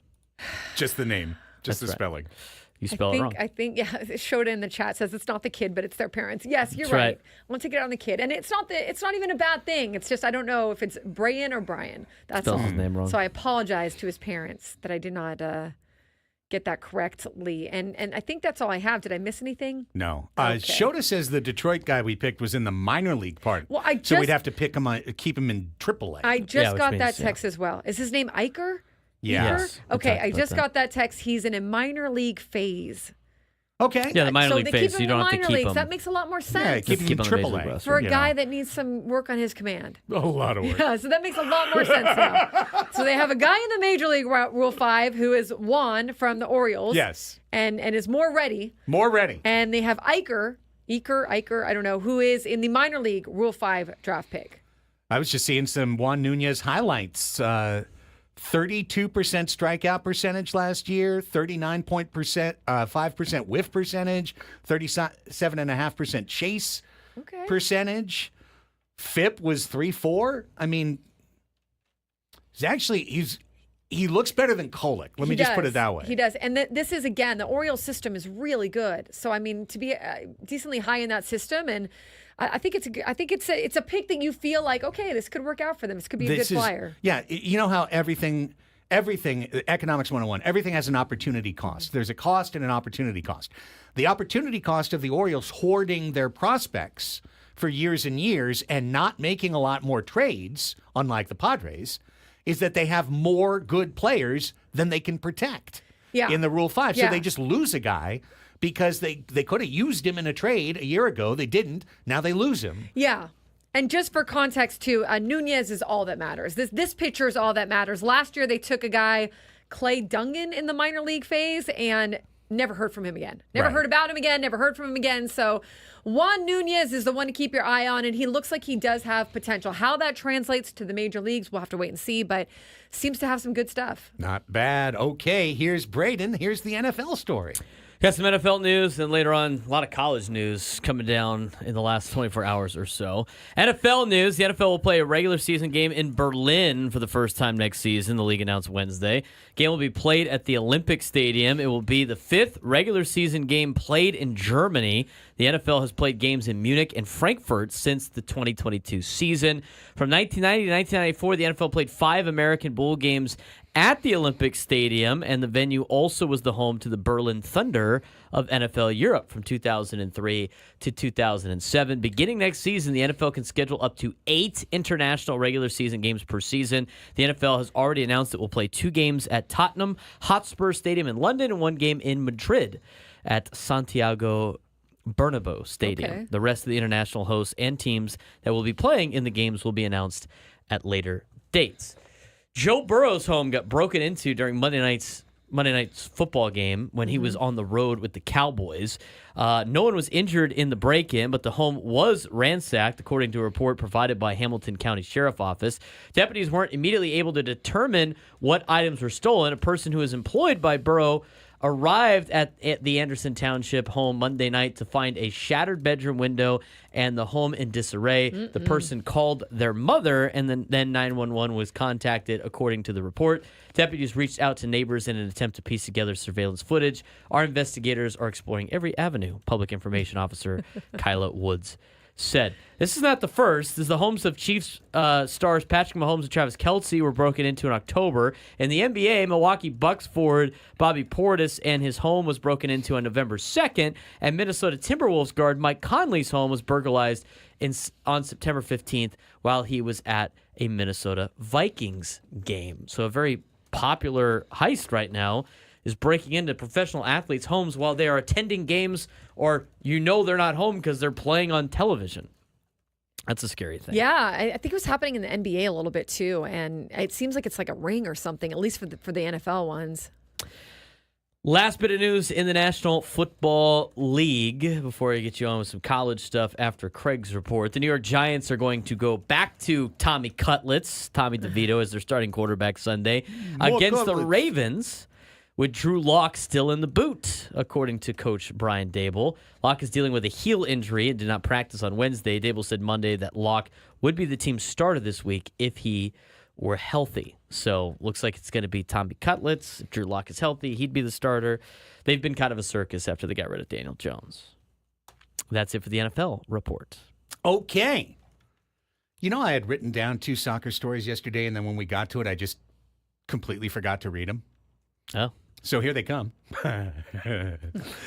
San Diego Wave FC has traded defender Kristen Westphal to the Houston Dash in exchange for a 2025 international roster spot, along with allocation money. Westphal was an original Wave, so we wave goodbye to an original Wave player. She appeared in 80 Wave matches, 59 starts, all 3 seasons, tallying 6 assists while she was in San Diego. Now she is dashing off to Houston. Farewell, Kristen Westphal. Tonight is the MLS expansion draft. Who's expanding? We are, San Diego FC. All right. They're the expansion team. So it's all about us. San Diego FC can pick up to 5 players tonight that have not been protected by the other MLS clubs. No more than 1 from any team. They also do have the right to trade one of these picks. So that could be an interesting thing where, okay, we get someone that was protected in exchange for someone picking in the draft. So interesting. San Diego FC is hosting the MLS expansion draft outside their 18 Threads merch store in Mission Valley. It'll also be broadcast at 7:30 p.m. on Fox 5. I think it's just a half-hour show, but you'll find out. Yeah. And we'll be talking to Tony Sanchez from San Diego Punto Football in just an hour and find out maybe some of the names that San Diego FC is rumored to be picking later tonight. Is this draft like the top tier players, or is this something we're going to talk to Tony about, or is this like? Yeah, we'll talk to him about Okay. it. But I think if I read it right, I think every team was allowed to protect 12 players. So they're on their going to protect roster. the 12 that they want to keep Right. the most, and then you're picking from the rest of them. Okay. Yeah, and some teams are dangling expensive players out there. Like, for Teams example, they want to get rid of their well, LAFC put like Vela available for the expansion draft, but Carlos Vela has already said if someone picks me, I'm just going to retire. So they're doing that to protect a younger player that they wanted to keep instead. Toronto put their designated player available who got paid $15 million last year. So if San Diego FC wanted to get a DP out of the draft, they could. But we'll find out, and we'll talk to Tony about all of it coming up at 1 o'clock. Meanwhile, yesterday, San Diego FC announced that they have made a trade with the LA Galaxy, picking up Colombian forward Tomas Angel, along with a second-round pick in the MLS Super Draft. Now, that's different than tonight's expansion draft. Super Draft's in a couple of weeks. That's college. Okay. That's college. That's getting the college players, is the Super Draft. Expansion is getting guys from other teams. to create a team. To create a team, exactly. So, Tomas Angel and a second-round pick in exchange for $200,000 in general allocation money. Angel has a guaranteed contract through the end of 2026. Club option for an additional year. The 21-year-old Colombian international signed with LAFC January of 2024, appeared in 5 matches for them, scored a goal last year, but he was loaned for most of the season, 1 league down to USL Championship and Phoenix Rising. On we go to the National Basketball Association, where last night the NBA Cup quarterfinals got underway. We've got 2 semifinalists who have punched their ticket to Las Vegas on Saturday. The first is Milwaukee. Bucks beat the Orlando Magic 114-109. Magic without both Paolo Banchero and Franz Wagner, so really no surprise there. Oklahoma City beat a very hot Dallas team, ended their 7-game winning streak, 118-104 behind Shai Gilgeous-Alexander. So those 2 clubs are on to Vegas. Who will join them? We will find out tonight with the other 2 quarterfinals. Atlanta is at New York. Golden State is at Houston. Those games will tip at 4 o'clock and at 6:30 p.m. respectively. Off the court, good news for the LA Clippers. We kind of mentioned this obliquely yesterday that Kawhi Leonard was nearing a return to practice. Yesterday, nearing became real. He returned to practice. So Kawhi Leonard is now once again practicing with the Clippers, and they think within a couple of weeks he could be back in the lineup and be back in the lineup to stay. Meanwhile, New Orleans was hoping to trade their high-priced forward, Brandon Ingram, and then Brandon Ingram really badly sprained his ankle over the weekend. He is now out indefinitely.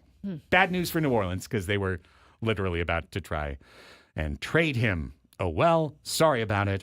See you later. Over to the NHL we go next, where we take a look at yesterday's voluminous scoreboard.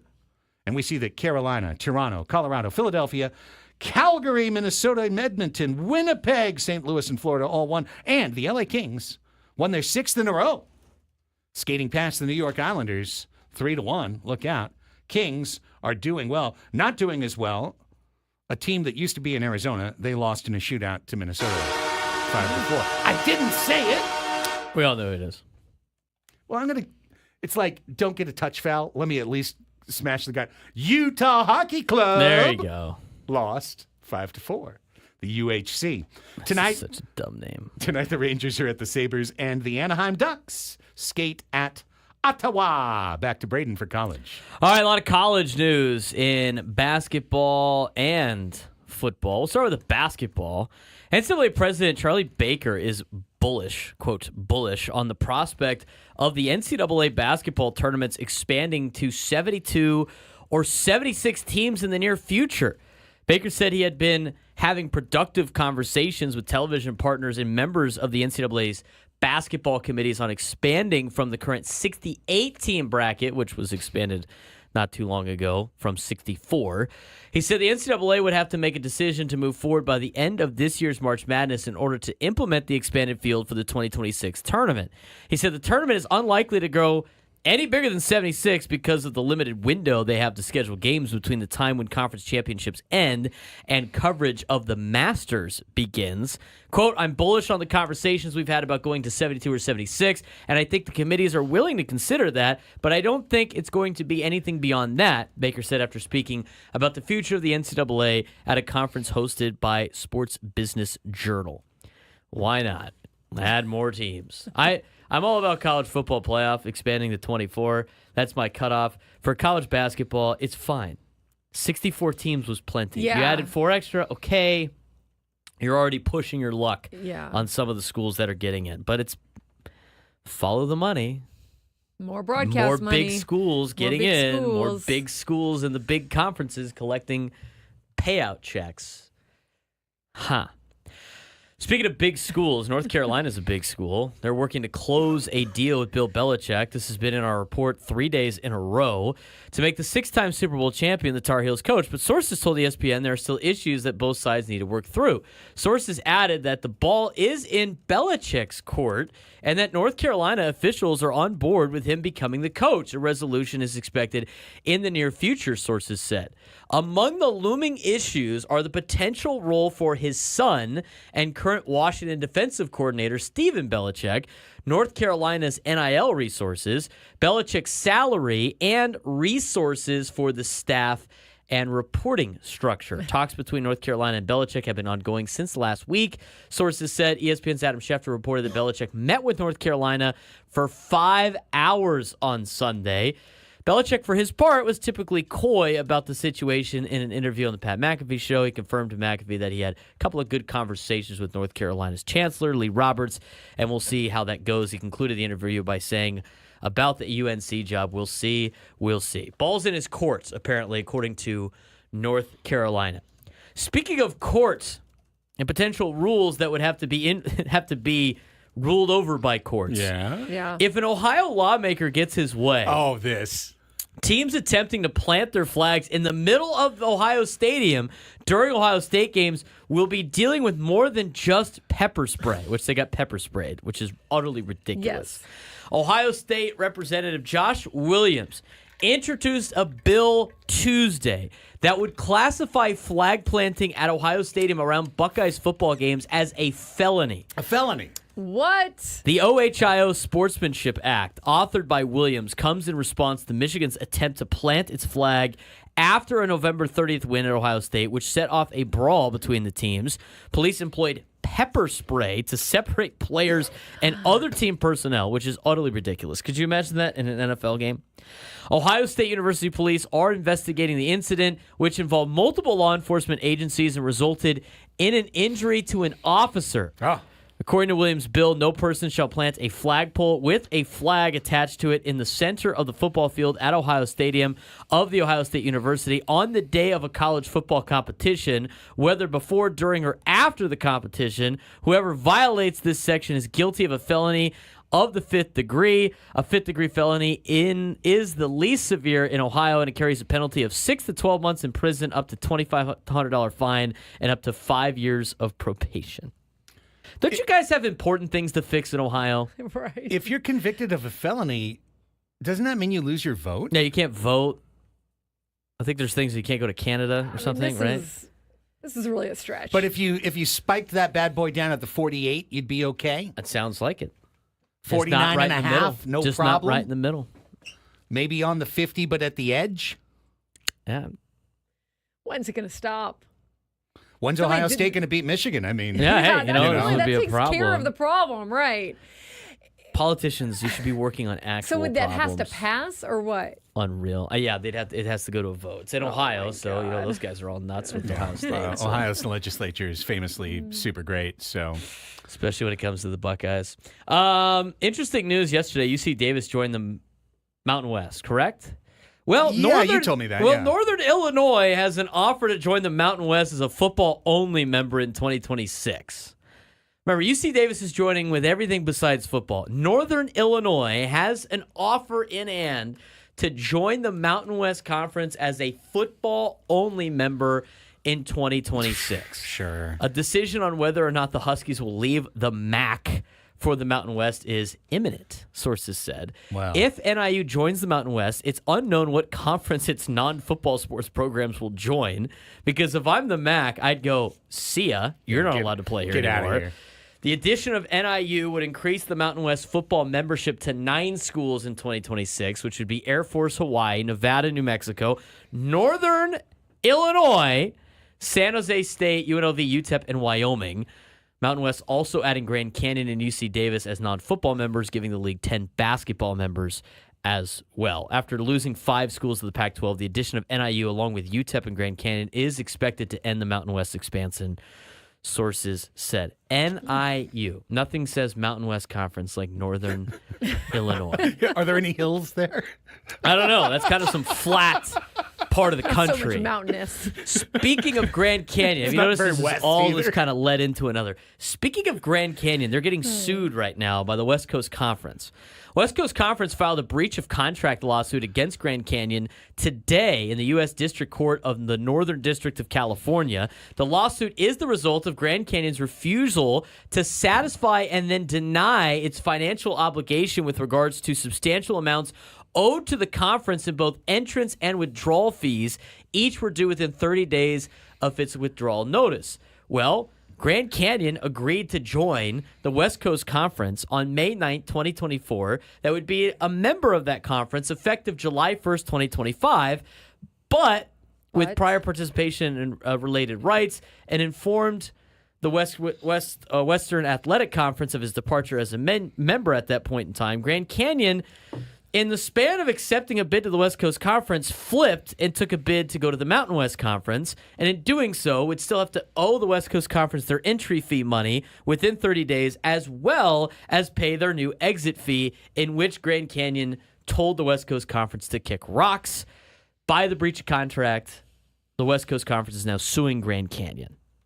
This is getting out of control. A lot of lawsuits going around. Yikes. A lot of lawsuits. Yeah. I told you, there was a lot of news today in college athletics. Yeah, there was. We On got to a get a break Wednesday. because we got to get to Sammy. I can see his dapper self lining in from the winter meetings. We're going to hear and see, if you're on YouTube, Sammy, right when we come back. Winter meetings report next on Annie and Elsten.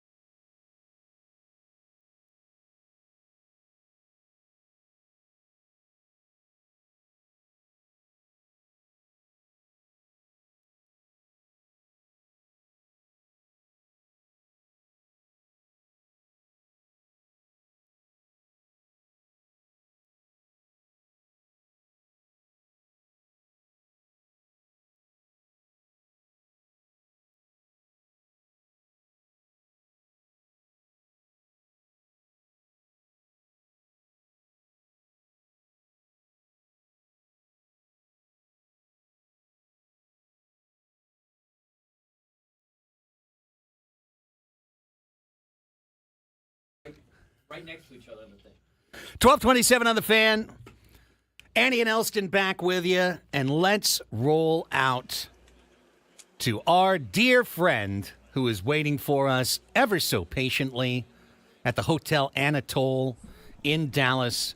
He is our intrepid reporter, Sammy Levitt, joining us live from the winter meetings presented by San Diego County Credit Union. It's not big bank banking, it's better. He just picked up his Rule 5 draft guide. He is here to join us now, the great Sam Levitt. Hi, Sammy. Looking great behind you. How are you? Hey, everybody. Good to be with you. It is a nice day here in Dallas. Things are still very active, I would say, here at the winter meetings, but maybe things are dying down just a little bit. You see people with suitcases, and I know some people have already headed to the airport. I'll be doing the same in a few hours after A.J. Preller speaks a little bit later. But so far, I would say the last 24 hours or so, it's really picked up news-wise and rumors-wise, which I think ultimately is a good thing. Well, Sammy, the Padres picked up Juan Nunez in the Rule 5 draft there. Any intel that you see on him? Any way he might fit there for the Padres?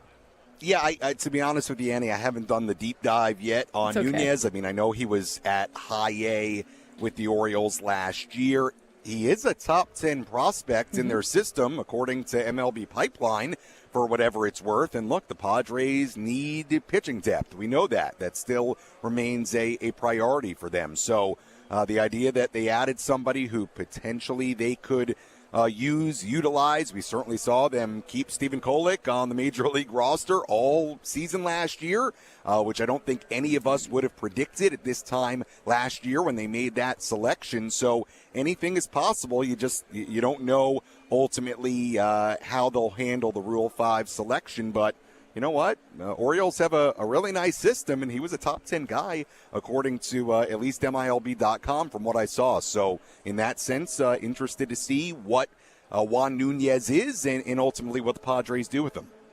Absolutely, Sam. Meanwhile, yesterday you got the chance to chat with AJ, and just kind of piggybacking off your last comment and mentioning Stephen Kolek. You know, you were asking him about potential relievers that could make a move into the starting rotation. I actually think Kolek is a little bit underappreciated in this sense that when you look at him compared to Morahone or Brito, he's got a bigger frame that you could build muscle upon. He's got a zippier fastball. His FIP was actually lower than his ERA last year. Compared to a guy like Hoeing, whose fastball did not grade out very well metrically, I think Kolek is kind of like, I'm not putting anything on him, I'm not putting any chips on him, but I feel like it's at least an intriguing play. Yeah, it could be, right? I mean, we'll see how they handle it. One thing that A.J. Preller talked about yesterday, and he talked about it with two areas, one being those pitchers, Morahone, Kolek, Hoeing, and also at shortstop. One thing he alluded to was giving players instruction as to how the Padres plan to use them in 2025. And I think what will be interesting in the case of those three guys, if the Padres feel like they need more depth, let's see, do they elect to stretch somebody out? Does Stephen Kolek, end up being a starting pitcher at some level? Obviously, Adrian Morahone is coming off by far and away his most successful season, his healthiest season. He's a key asset to the bullpen. So a number of things to consider, but also on that front about what AJ said yesterday. He also said, and I know this is not part of your question, but at shortstop, that they would like to communicate to the infielders, and I think Xander Bogaerts in particular, in all likelihood, what the plan is for 2025 so they do not run into a scenario like they did last year where Xander shows up to spring training and he's just finding out there he's playing second base. I think the Padres are going to address that earlier.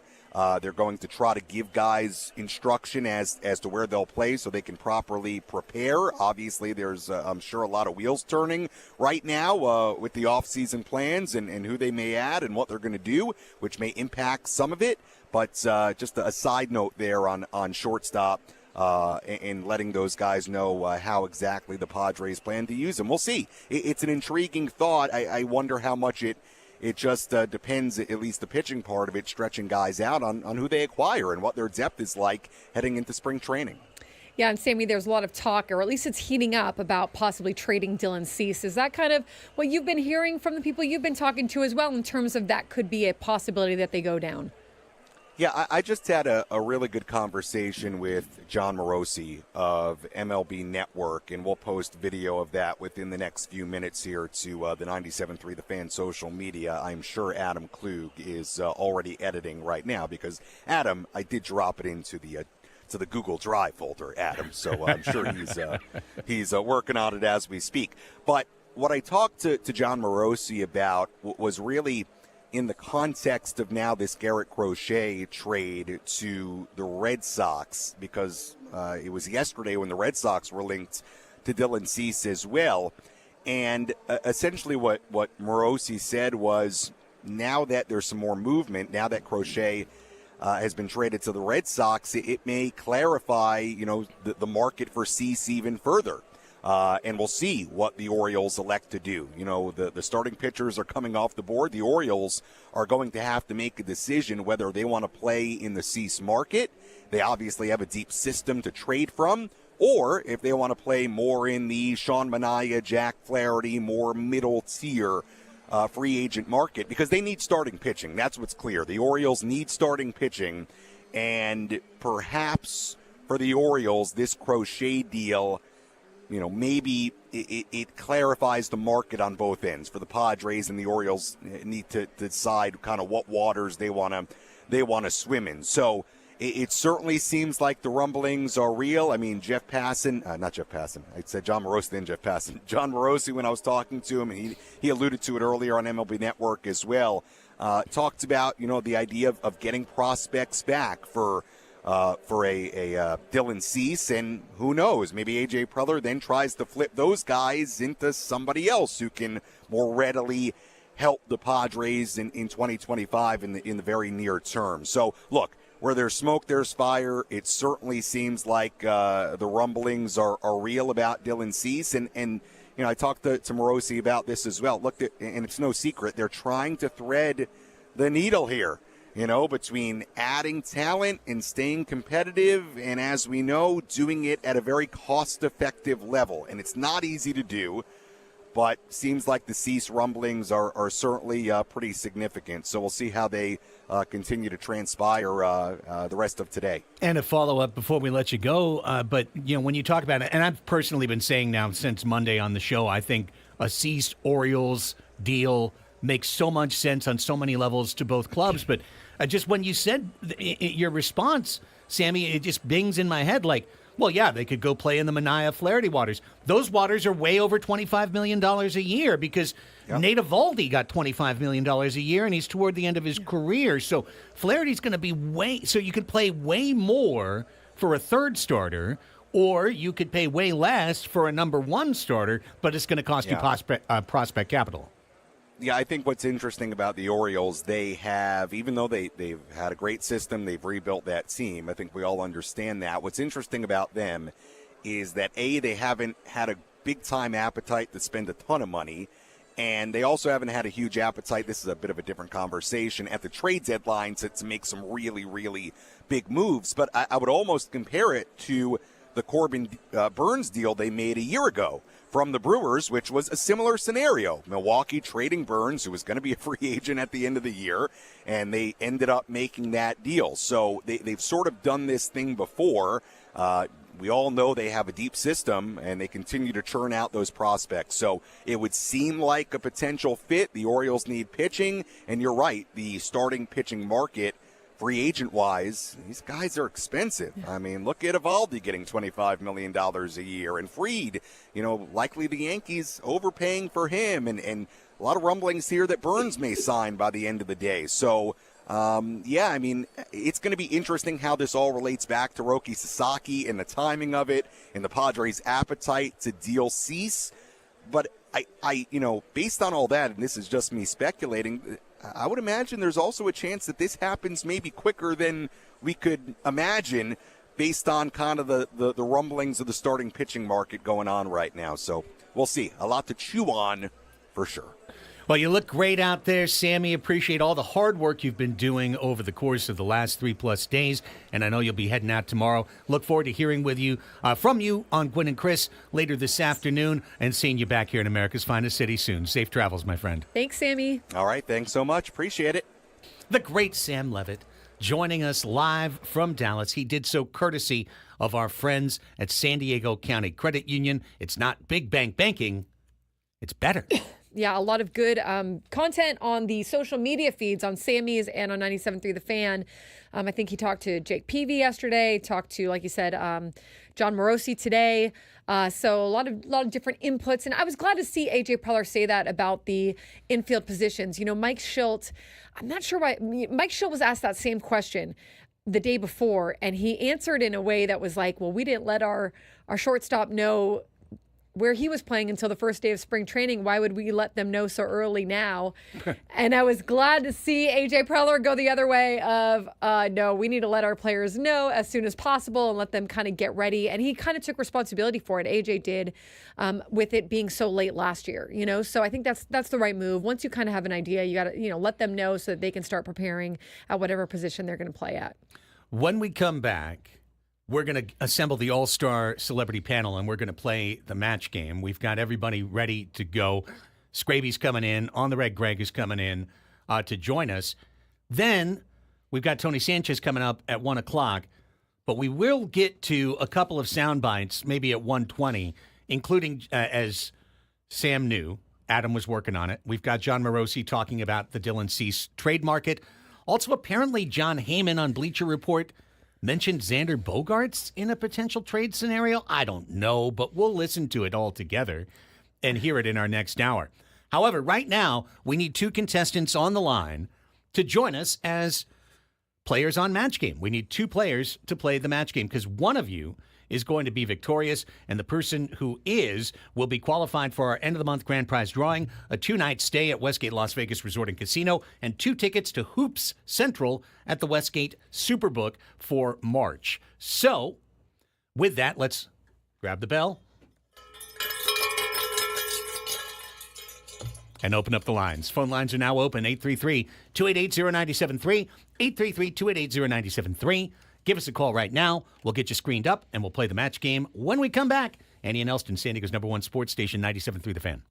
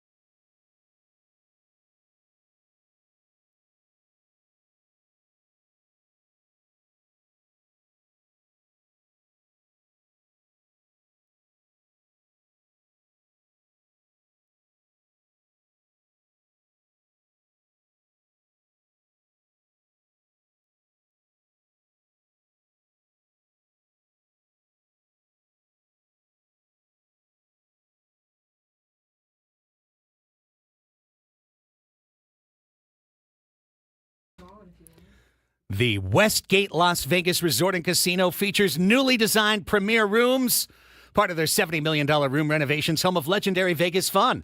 Experience the madness of March, as only Westgate Las Vegas Resort and Casino can serve it up to you with high-definition screens, luxury seating, table service, and access to all the best gaming action. Enjoy hoops action from the best up-and-coming stars on giant HD screens in a smoke-free environment as you thrill to the games that keep us coming back to college ball every year. For tickets, head to WestgateResorts.com. Or you could just win today by joining us on the match game. Let's assemble the panel. They're dancing to California Soul over here. They are. Greg, what did Craig just say for the last 30 seconds? I have no idea. I was rocking out. Oh, now he can't use his microphone.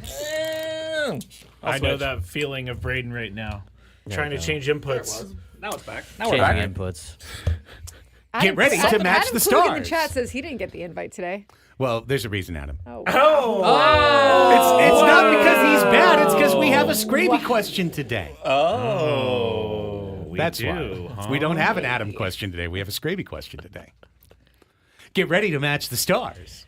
Annie Heilbrunn. Hello. Matt Scraby. Hello. On the red Greg. I will say I was multitasking, and the Westgate is a fantastic place to go with a great sports book. It is. Multitasking, dancing, and not That was a paying long any hello. attention. Braden Soprenin. What's up? I don't have any shameless plugs. That's great. And I'm your host. Listen to my SoundCloud. That's right.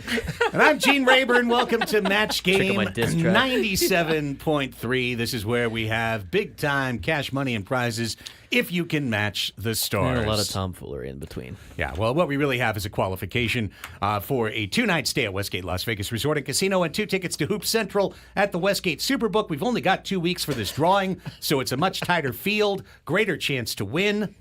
Let's bring in our 2 contestants today. Contestant number 1 is Wolf in San Diego. Mr. Wolf, how are you? Hey, how you doing? Doing great, man. Tell us a little bit about yourself before we play the game. Okay. I am just parking here at Whole Foods on my car. Nice. Real-time update. Thing, and then I'll be able to focus more. It's really narrow here in this parking lot. Is it a Trader Joe's or that- is it a that Whole parking Foods? It says lot Whole Foods. gives me so much anxiety. It's that one. It's the It's the La Jolla the one. Whole Foods in Hillcrest In right on the Hillcrest. rooftop, and it's just a madhouse up here. Yeah. Okay. That's tough. What is That happening? tough. DoorDash. Great Well, pile. listen, Well, Wolf, they don't good do luck. DoorDash right While now. you're I'm parking, not even Howl at the moon. I'm not even. Okay. I'm not even shopping here. I'm literally just parking here because I need a parking spot. I don't know if I should admit that on live radio. No, it's it's fine. quite You already Yeah. did. Whole All Foods right. No one gonna be heard it on except your for ass. us. I Yeah. just sent the police. waiting for the guy right. to knock on your windshield halfway it. Yeah, through. that is. That's a Matt's- a fresh salad That sounds like a major violation of Scrabistan right there. Oh, it would definitely That's get you. not a daily gripe. It's an That's coming on a executable gripe. offense You know what in really Scrabistan. gripes me? You're on death row if you do that. Oh, Sorry, man. Well, Wolf, while you're parking, hang on. You're going to be taking on Mike in Carlsbad, who is contestant number 2 today. Hello, Mike. Welcome to the match game. Hello, guys. Gal? Guess what day it is? Mike, tell us a little bit about yourself before we play. Well, I'm the infamous New York Mike, and I'm very happy New York Mike right now after Juan Soto, of course. Wow. Amazing. It's And so why great Mike to hear A? from you finally. Yeah, he's always in the chat. That's Yeah. right. New York Rangers Mike. fan. All right. Yes. Well, okay. We've got an all-star showdown today. It's Wolf against Mike. Guys, here's how the match.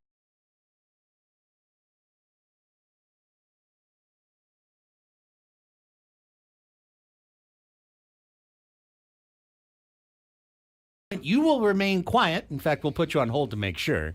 And our panel will fill out their best response. Then we'll come back to you, read the prompt again, and get your response. We'll go around the panel and seek out matches. Every time you get a match, it's worth a point. At the end of 2 rounds, and hopefully not a tiebreaker, whoever has the most is in the hopper. Okay, Wolf, you called in first. You're contestant number 1. So in round 1, you get the choice. Would you like question A or question B?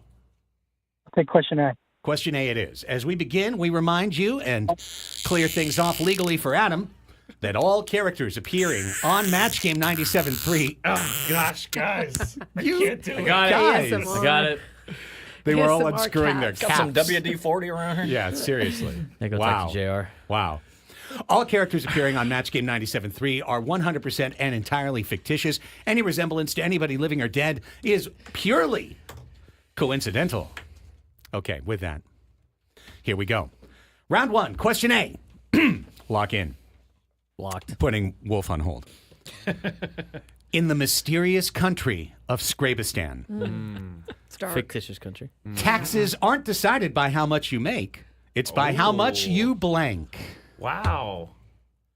In the country of Scrabistan, taxes aren't decided by how much you make. It's by how much you blank. Done. Panelists letting me know verbally when they are locked in. Done. Are you looking at other people's Shockingly, the answers? president, and the then president sorry, didn't sorry. know. he the didn't answer. know his own answer. He is technically the High Magistrate That's right. of High magistrate. Scrabistan. Yes. Well, There is no presidency in Scrabistan. There's a It's a dictatorship. dictatorship. of course. Yeah. So Authoritarian. Just Did ask you guys that- see my huge mural over my shoulder? No, but we did see your public execution of the chair Oh, by decapitating wow. the chair. Scrabistan doesn't make great You products. get okay? one for that, Braden. That's right. That's a on guillotine. all right, everyone got their answers? Yes. All Okay. right. Here we go. Back to Wolf. Okay, Wolf. In the mysterious country of Scrabistan, taxes aren't decided by how much you make. It's by how much you. Break. Break. Break. That's Break. a good answer. Oh, that's a for good the chair. answer. That is a good Break. answer. Not Like by how- how much you make, how much you break. Oh, That makes a lot of sense. I mean, Scraby would pay high Actually, taxes. the He breaks chair- everything. And that the would really mic. that would really annoy me if people kept breaking stuff. So Was that Wolf? Yeah, that was Wolf. Wolf. That was a very good Great answer. answer. I went with gripe, Yeah. but yeah. that break would have worked. Too. I think gripe is the objective Gripe. correct answer. Gripe. Yep. I also said gripe. Yes. And I went different. I went with gripe.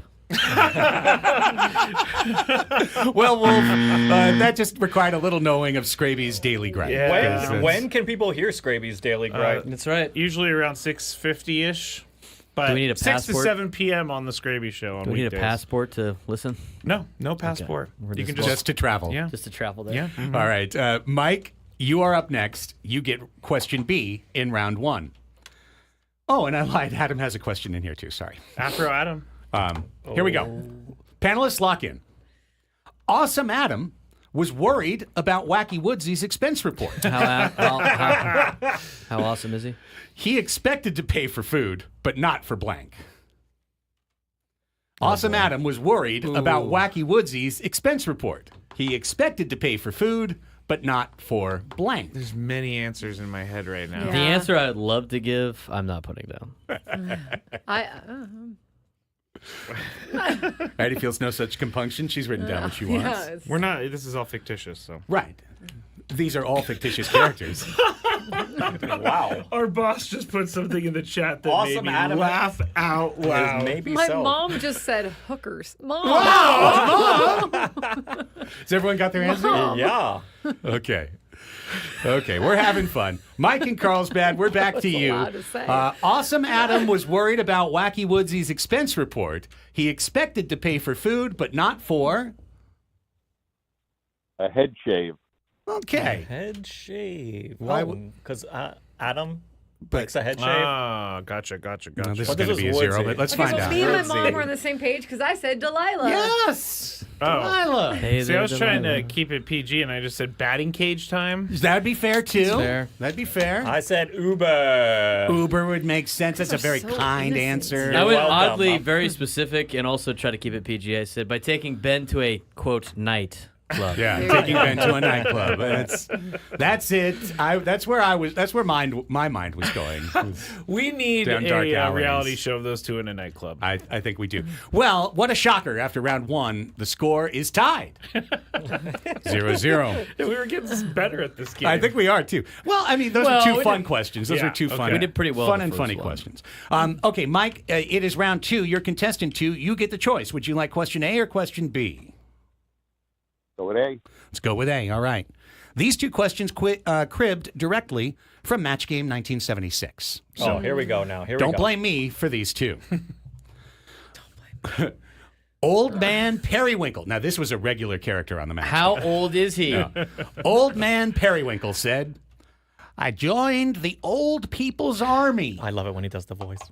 They give you a medal in this army just for blanking. Yeah, join the what army? Old Man Periwinkle said, I joined the Old People's Army. In this army, they give you a medal just for blanking. What would they give people in the Old People's Army just to blank? If you just blank this in the Old People's Army, you get a medal. Den. Ready? Okay, Braden's ready. Matt's ready. Yeah, I'm ready. Greg's ready. Let's see if New York Mike is ready. Here we go, New York Mike. Old Man Periwinkle said, I joined the Old People's Army. In this army, they give you a medal just for blanking. Waking up. Waking up. That's a good answer. Wow. That's a That's good a good answer. answer. New York Wakey. Mike. It's a great Eggs and answer. bakey, but it's not my answer. Although it kind of is. I said breathing. Breathing. Yeah, breathing. Yeah. Living, breathing, yeah. waking Does he up, get a point for getting that? out of Good. bed. Yeah. All of these are good answers. It's Here's not a Matt. surprise I went complain. Shocker. Really We're so out of shocked. left field there. How about we go with waking up, Hey, baby? that's a match. We got ourselves a match, ladies I and also gentlemen. went with breathing. Breathing. Okay. There you go. All right. 3 However, of them. Mike, you got a point. You got a point. Sometimes one's all it job. takes. Wolf, lock in, buddy. So Hope- we're only giving him one for waking I'm a up. man of the we're Not people. gonna do the we're not going to do the breathing one. No, just one. Breathing is its own thing. Okay. You breathe while you're Also, asleep. yeah, it's involuntary. You technically breathe while you're sleeping. Okay. Wolf, Technicality. it's straightforward. You need 1 to tie or 2 to win. Panelists, here we go. Rancho Santa Fe is so ritzy. How ritzy is it? Let's see, is it? It's so ritzy. You can't get into the unemployment office unless you have a blank. Rancho Santa Fe is so ritzy, you can't get into the unemployment office unless you have a blank. Okay. Annie's ready. I'm ready. Matt's ready. Ready. Braden's ready. I guess. Greg is reluctantly ready. And Wolf is ready. Wolf, Rancho Santa Fe is so ritzy, you can't get into the unemployment office unless you have a Porsche. Porsche. I knew I I'll should've accept gone any that expensive car. I'll accept any expensive car. Oh, I think you're going to be in luck, but not from me. I said trust fund. That's fun. That's good. That's good. That's a good answer. I said Ferrari. That works. That counts. Yeah, I can't spell any of the fancy cars, so I just said 401k. All right. Braden for the win, or we go to a tie? I went with country club membership. That would be Nice. another good answer. However, it's Wow. 1-1. 1-1. 1-1, it's a tie. That means we go to a tiebreaker. Wolf, you're going to go first. Panelists, give me your best answer to fill out this Washington blank. Washington blank. Okay. I'm ready. Ready. And Greg? Ready. Wolf, give me your best answer to Washington blank. Post. Post. Oh, post. Washington Post, the Washington Wolf, Post. you know me well. Washington Post. Hey, that's a Wow. match. Yeah. I said DC. That was a good answer. I said state. That's a good answer. I put Huskies. All good answers, but Post is a 1. All right, Mike, you need 2 here, buddy. So stay tuned. Panelists, put your best answer down to this. Oregon blank. Oregon blank. Make sure it's your best answer. First thing Greg. that came to mind. That's First- good. first- First instincts are good. Mine's the second thing that came to mind. Well, that's I don't know what fine. it Mine's says the about. only thing that came to mind. Greg, did something come to mind? Something did. Dysentery. All right. Oh, now I wish I would have said something else. All right, Mike. Told you my second Dang outfit. it. Oregon what? Quack, quack, ducks. Oregon Ducks. Almost put I that. do love dysentery, Almost but I put- said duck. Oh, look at you. I Wait, almost hold put on. duck. Can we save her saying I do love love dysentery." dysentery? It's one of my favorites. Ducks, the Wow. winner. Also got. I was gonna put ducks. I put trail. Yep. The Oregon Trail is good. I wish I would've put that. Congratulations, New York Mike. You are today's winner of the match game. Great job, man. Beat hungry like the wolf. Yeah. That's right. did, Mike. Howl at the moon. Hey, stay on hold here. We'll that a get your vampire? information during the break. Oh, Wolf, no. you were a worthy contestant. You can go ahead and resume your driving now. and get out of that parking space. Appreciate you, brother. Call back another time. Thanks All-star to these panel. two. Great job, guys. Thank you. That was Thank great. you. Appreciate you. Thanks to Matt Scraby. Thanks to On the Red Greg, who you can hear on KSON. Ooh, nice plug. Duck, yeah. Wow. Wow. Dysentery duck. Hour number 4, reset of all the winter meetings news right after this.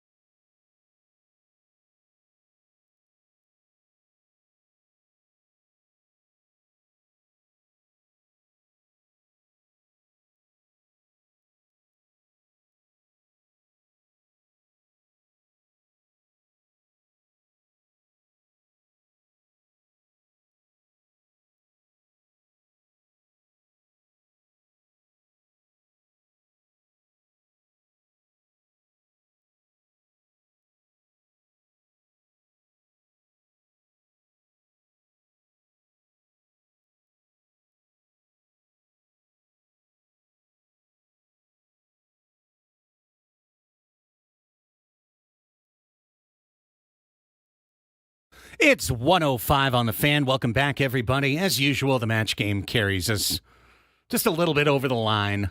That's what happens when you get the all-star celebrity panel together for hijinks fun. And how is it that we get a tie every single week? I mean, I know it's not every Just week. great contestants. Because sometimes we go with funny answers instead of logical answers. That's probably right. It's one of those, I feel like it's a 0-0 tie for a long time. Yeah. It's like playing Cards Against Humanity and Yeah. Apples to Apples and stuff, right? There's always like the crew that wants to get the funny answers in, and so it Right. kind of screws everything up a little Hey, bit, right? So that's why we do the game, because But it's that's funny. why, yeah, it's funny. So that's why you get a lot of ties. That's fair. That's a fair answer. All right, we've got the rest of the show here rolling until 2 o'clock. Gwen and Chris will check in from 2 to 6.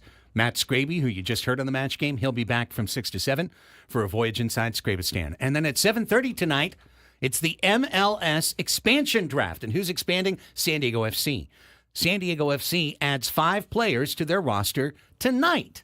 As he does every time something soccer rolls around here in America's finest city, we head out to America's finest football reporter. That is Tony Sanchez. He and Alejandro Chiva Villaseñor and cast are the men who man San Diego Punto Football, where you can read everything going on in the sport. Tony joining us once again on the hotline here on Annie and Elsten. How are you, buddy? I'm Greg, Craig, and Annie. Thank you once again for having me on. It's going to be a busy, busy week, busy day. Indeed, indeed. Let's start. This is a classic MLS 101 type question. What is the MLS expansion draft? How does it work? What did the other teams have to do? And what can San Diego do tonight? Got it. So the MLS expansion draft is the mechanic in which the new expansion team, which is San Diego FC this year, can start putting those pieces together through veterans of the MLS, people who have and players who have experience in the league. There's 5 rounds. San Diego FC may select up to 5 players from an eligible pool of players, and this is already out there. The list of players that are unprotected, each team in the MLS, all other 29 teams, could protect up to 12 players. Everybody else is up for grabs. And with that, San Diego will have 3 minutes for each selection, and that's going to be happening tonight here at the 18 Threads store in Mission Valley.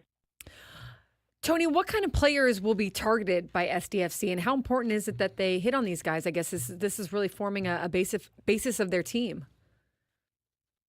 That's exactly right. This is really going to be the first tell of which direction Coach Mikey Vadas and Sporting Director Tyler Heaps are going to have for their first 11 come March 1st here at Snapdragon Stadium for their first home game. They will be facing the current reigning defending champions, LA Galaxy, away. But the players are veterans, people who have experience, players who have seen this league and have found success, as well as players who may be on the brink of breaking through into a first team and maybe had not the best season last season, but have the potential to be seen here and get some important minutes.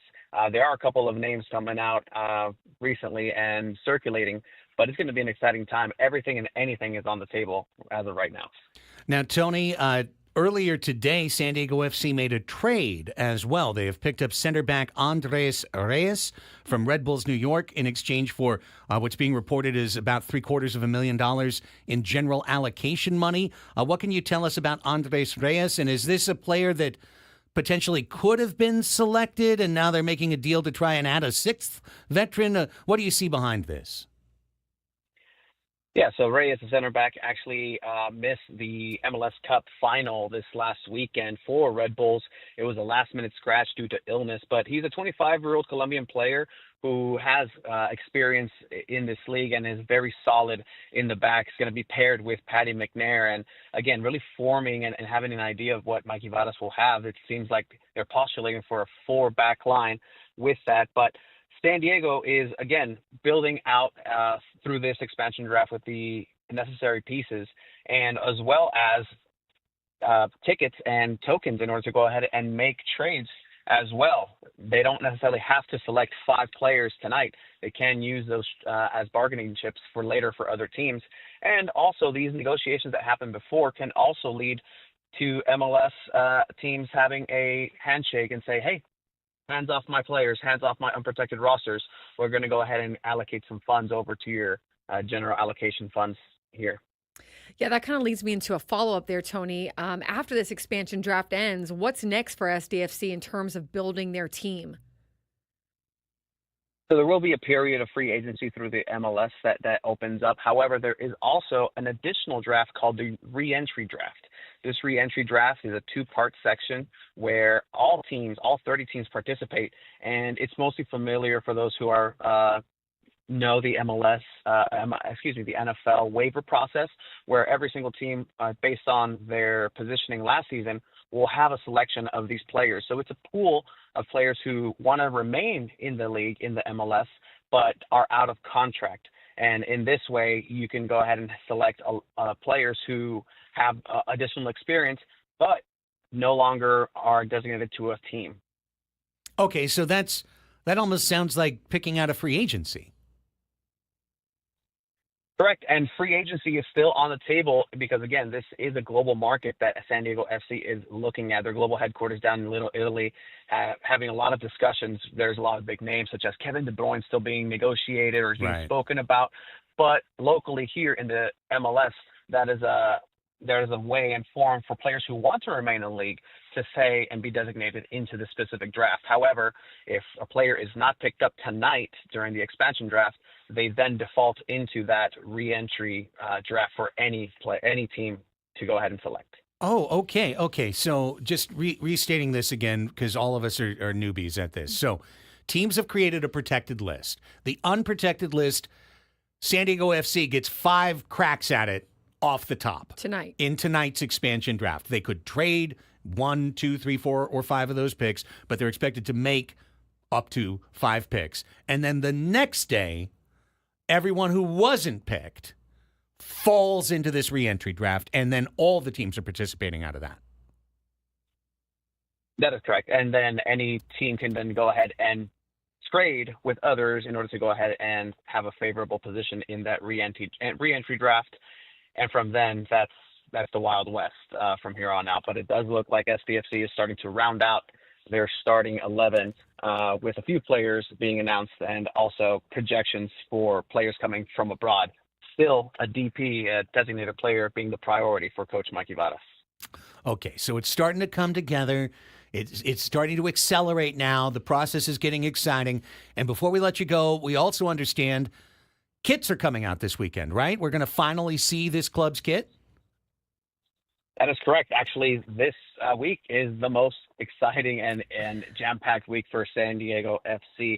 Their inaugural kits will be launched this Friday at 18 Threads. They're going to release a video closer to 10 a.m., and then there's going to be a public event and a public celebration at that same location, and then conclude with a final Chrome Ball Tour stop at Snapdragon Stadium on Sunday. So it's a complete weekend of celebration for San Diego FC, what the players are going to be wearing, their kits, the imagery of the first year, and it's all really ramping up starting this week. Great stuff, Tony. Let everyone know how they can follow your soccer coverage every day. Absolutely. Everybody can follow at sandiego.football, sandiego.football on all social media platforms and the website sandiego.football. Check us out. We're going to be having coverage live from the expansion draft tonight. We'll be there. Nice. So we'll see who SDFC come up with after tonight. And, of course, every Monday night at 8 o'clock, the Two Balls and a Mic podcast, wrapping up everything in local San Diego soccer scene. Tony, give my best to Chiva. Hope you guys have a great night out there this evening, and we'll chat with you down the road real soon. Really appreciate it. Thank you. Thanks, Tony. Always need him to help us figure out this stuff. So, essentially, SDFC, wakes up tomorrow with almost a team. Almost a team. And team. Maybe by the end of the week, more of a team, or yeah. And kits, uniforms. I can't wait. I saw something leaked yesterday. They'll seem more real by the end of the week. Yeah, I saw something leaked yesterday on Twitter, so navy blue, right? They've got the navy blue color. It's Adidas, so the 3 stripes, silver on the shoulders. Yeah. The badge, of course. DirecTV is going to be their logos, their kit sponsor. So DirecTV will be on the front. But the thing I did like is they have, in the picture I saw leaked, I'm not sure 100% that it's right or not, but it probably is. The side piping has the other 4 colors, the orange, the yellow, the blue, and the red that they have kind of around the fringe of the logo. So a lot of people were like, God, that logo, it's just so silver. It looks like a drain pipe, like all that stuff. But it's the other colors that really give it some flair. So the fact that they've added those other colors to the side, which you're going to see when the players are running, right? I think that's going to be what makes the kit attractive. Always exciting to have a kit reveal. Mike in the chat has a good question for Tony, but maybe you know. Sure. How does it work for international players that were in academies that are now back in the U.S.? Oops, should have asked him. Yeah, Tony, jump into the chat, man. Answer these questions. How does it work for international players that were in academies, like foreign academies? So at Everton's Academy or something, now back in the U.S. We'll get that answer to you, Mike. Don't worry. Yeah, we'll work on that. We'll work on that. Yeah, we'll work on that. More talk this week on MLS. No show in San Diego covers this sport or this club more than we do. So we're trying to give you all the information heading into February 25th next year when they take on the LA Galaxy and everything gets going. But here are the players who are currently San Diego FC players. They've got 8 guys now after today. And tonight they'll have up to 13. So Chucky Lozano, Patty McNair, and Andres Reyes. Those are the 2 center backs. So those are the guys in the middle of the back of the defense, Annie. The 2 people, you got 4 people in the back, the 2 in the middle. Those are the guys that are really trying to stop the forwards, trying to win the ball back. That's what Naomi Gurma plays. Yeah. Is center back. So it's like your key defenders. Very key. Are there. So we've got our 2 key defenders, Patty McNair, great name, Andres Reyes. You've got Yeppy Tverskov. Remember, we talked to Yeppy. Yes. You've got Marcus Ingvartsen. He's a forward. And then you've got 3 kids. You've got Tomas Angel, who they just picked up from LAFC. Duran Ferry, who they first signed, the loyal 17-year-old goalkeeper. And Alex Mighton, who is supposed to be a super dynamic attacking winger that's got great speed. I've seen some of his highlights. Looks very exciting. So those are the guys we've got now. And we're going to have more guys by tonight.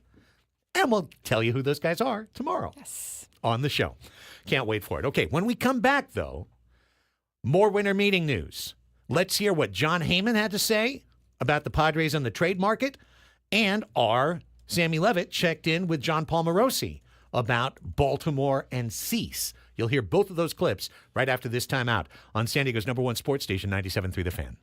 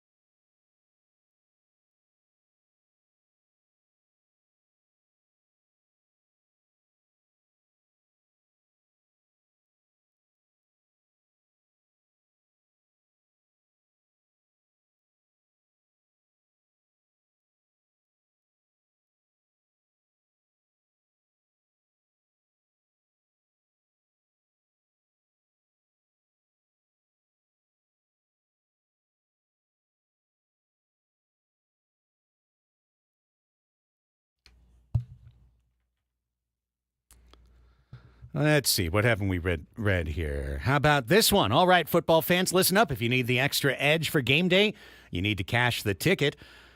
New episodes every Thursday and Friday with Mike Valenti and Jim Costa breaking down the biggest matchup and finding the best value on the board. Cash the Ticket is the podcast to help you bet smarter on both pro and college games. You can follow Cash the Ticket on the free Odyssey app or wherever you get your podcasts. Thanks to all of our guests today, Tony Sanchez, Sammy Levitt, and Thomas Harding. Great stuff for all of them. You can find all those interviews on the Odyssey app. If you missed it, you could rewind our YouTube show, or you can wait for the podcasts that pop out just after the show is over. We got Ask Us Anything next, but right now, let's bring you a couple of clips from the winter meetings. Where would you like to start, Annie? Well, what are my options? What do I have to We got choose John from? Heyman, right? We got John Heyman talking about Padres are listening on their star players. I want to start with John Heyman. Let's dear Let's just sweet jump John. right in the deep end of star player possible trades. John Heyman, what you got for us, Johnny? Let's take a listen. Here we go. All right, here we go. Appearing on the Bleacher Report, by That's the way. right. Here we go. Padres news. One thing about the Padres they are listening on some of their big stars. They are listening on Cease, Arise, Bogarts. Obviously, that Bogarts deal looks a little steep right now, but who knows? The contracts are moving up fast. So they are listening. Are they likely to trade any of them? I'm not sure. They say they're not likely, but, there's a lot of stuff going on here, and the values of these players are going up. I mean, people thought they overpaid for a few of these players. At this point, not so sure that they did. So that's what's going on with the Padres, and they're certainly looking at Sasaki. Thanks, Johnny. All righty. All right. I mean, I thought that was a good point, kind of in line with what we were saying this morning about overpay. Maybe these contracts look really good now. That's the thing is, from that outlook, if you want to look at it a glass half full, we talked about they've already spent the money. 2 or 3 years. I mean, even with those players getting older, I mean, how much is $25 million going to be worth? Yeah. In terms of value. Because everybody looks at the number, but the number, whatever the number is, the value is different. Right. So, are there going to be very mediocre players getting $25 million? I mean, I watch you, Craig, react to all of these pitchers getting contracts. Going, I can't believe this guy's getting this kind of money. Yeah. And they're super mediocre. You know what? Maybe Xander Bogaerts in 3 years, if he just kind of plays half of what he was in Boston for $25 million, that might be the going rate for a veteran his age. He might be getting paid average value for a player his age as a position player. Maybe we're looking at this a little bit. Maybe we should look at this a little differently. We're maybe the Padres have a bunch of steals on deals right now. And I mean, Joe Musgrove at $20 million a year. I mean, that was already, he could have gotten more if he went to free agency, and he knew that he wanted to stay in San Diego. So that after his Tommy John could be very affordable for any team, much less the Padres. I think it's a great point. And listen, we've already talked about Cease. We've already talked about Arise. I think we've covered that ground very well. I do believe they're going to trade Cease. I don't think it's 100% sure. And obviously, Roki Sasaki is the wild card in all of baseball, so we can bring him up every time if we want to. He's the wild card for all of baseball. Bogarts, though. If you could find a universe where you could move Xander Bogaerts' deal, you would then have the ability, year after year, to make a move. That $28 million, that's the $28 million that's kind of holding us back. But would you? Well, that's fair. The way it's going that's up, fair. wouldn't you only just be able to add a guy like Xander Bogaerts, right?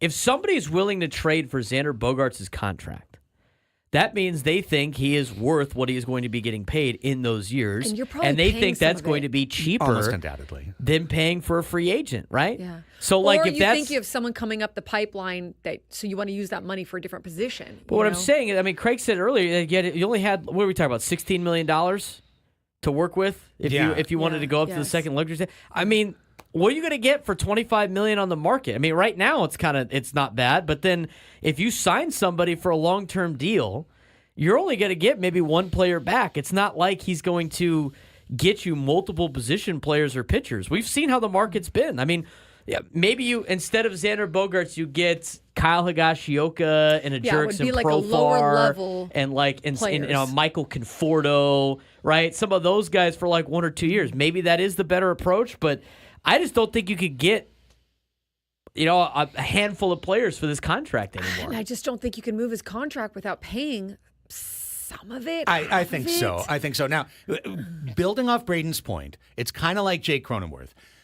Going into this season, Jake Cronenworth's contract looked untradeable, an anchor around your neck. It was complete leaning albatross. towards an albatross. Right. Then he had a decent two-war season, and all of a sudden you're like, okay, actually $12 million for 2 WAR is a little below the going rate. And you saw guys flying off the board for way too much money for players that are worse than Jake Cronenworth, right? I mean, that would be like it's hard to gauge because we don't know what those players are going to be. But it would be what the like ages of them will be, et cetera, et cetera. right? Like if like if a David Peralta.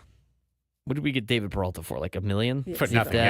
Nothing. Like 37 this year. But like if the going rate for David Peralta is like a David Peralta type player at that age is like up to $5-6 million in a couple of years, which means all the mid-tier players that you could potentially bring in are around 15-20. Maybe keeping Xander Bogaerts isn't that big of a deal. Maybe you're like, hey, look, I mean, the only thing I would get is a player that's Xander's age that's worse than him for the same amount of money. I might as well just keep Xander. Like, I see your point that the inflation of the market might make those deals even more tenable, but I think it also depends on if those players regress or improve, or like whether they stay the same, or you know what I mean? Like, what will they be in 3-4 years, sort of thing. Which they could be great. They could be better than they are right now. I mean, but Xander and would have to be. That makes the deal even better. Well, and he wasn't that great this year, but Xander has to be, in order for you to get something to trade away his contract, somebody has to believe that he's going to be worth what his contract is. So if you're trading him, right, because somebody agrees to that, then you would only get a couple of players that are worse than Xander Bogaerts if you in the value market, right? You wouldn't be able to get. You'd only be exchanging one contract for another. So you're either getting one player that is like Xander, or you're getting a couple players that are not as good as Xander. That is basically what you would be at in a couple of years. But you wouldn't have to commit to those players for 9 more years. No. After this year. Yeah. Getting rid of the 9-year downward tail of that contract is one of the most worthy things that A.J. Preller could possibly explore. Do I think he's going to do it? I do not. I do not believe he will be able to trade Xander Bogaerts this offseason. What you need is just like what we were talking about, Annie, for Crony, but on the Xander side. You'd need a 4-war season from Xander Bogaerts, which used to be something he sailed over pretty regularly with the Red Sox when he would have 5- and 6-war seasons. If you had a 6-war season from Xander Bogaerts, no one would want to trade him because he would be getting MVP votes. If he had a 4-war season, an all-star type season, then his contract would suddenly look very reasonable on the market. And at that point, a year from now, you might be able to actually gain traction on something like that. Again, keep this in mind. Xander Bogaerts needs to agree to be traded. He's got a no-trade deal. So you could line up the deal of your dreams to send him to Tampa, and he could just say sorry about it, and then you don't have that deal. And the best case scenario would be, well, if you're keeping him, is that he has just a better season. He's got a better future than he's had with the Padres. It's the same thing with Jay Cronenworth. If he plays up to his contract, then you're set. If if he doesn't, then it sucks, right? Then all of a sudden it sucks. Yeah. But let's talk about Cease now. John Paul Morosi was run down by, not literally, just... Well, we don't know. We weren't there. We don't know. That's fair. I don't think Sam Levitt ran over John Paul Morosi with any sort of device. However, he did catch up to him with a device called a microphone, and he asked him about how a potential Baltimore Orioles, San Diego Padres, Dylan Cease trade could line up.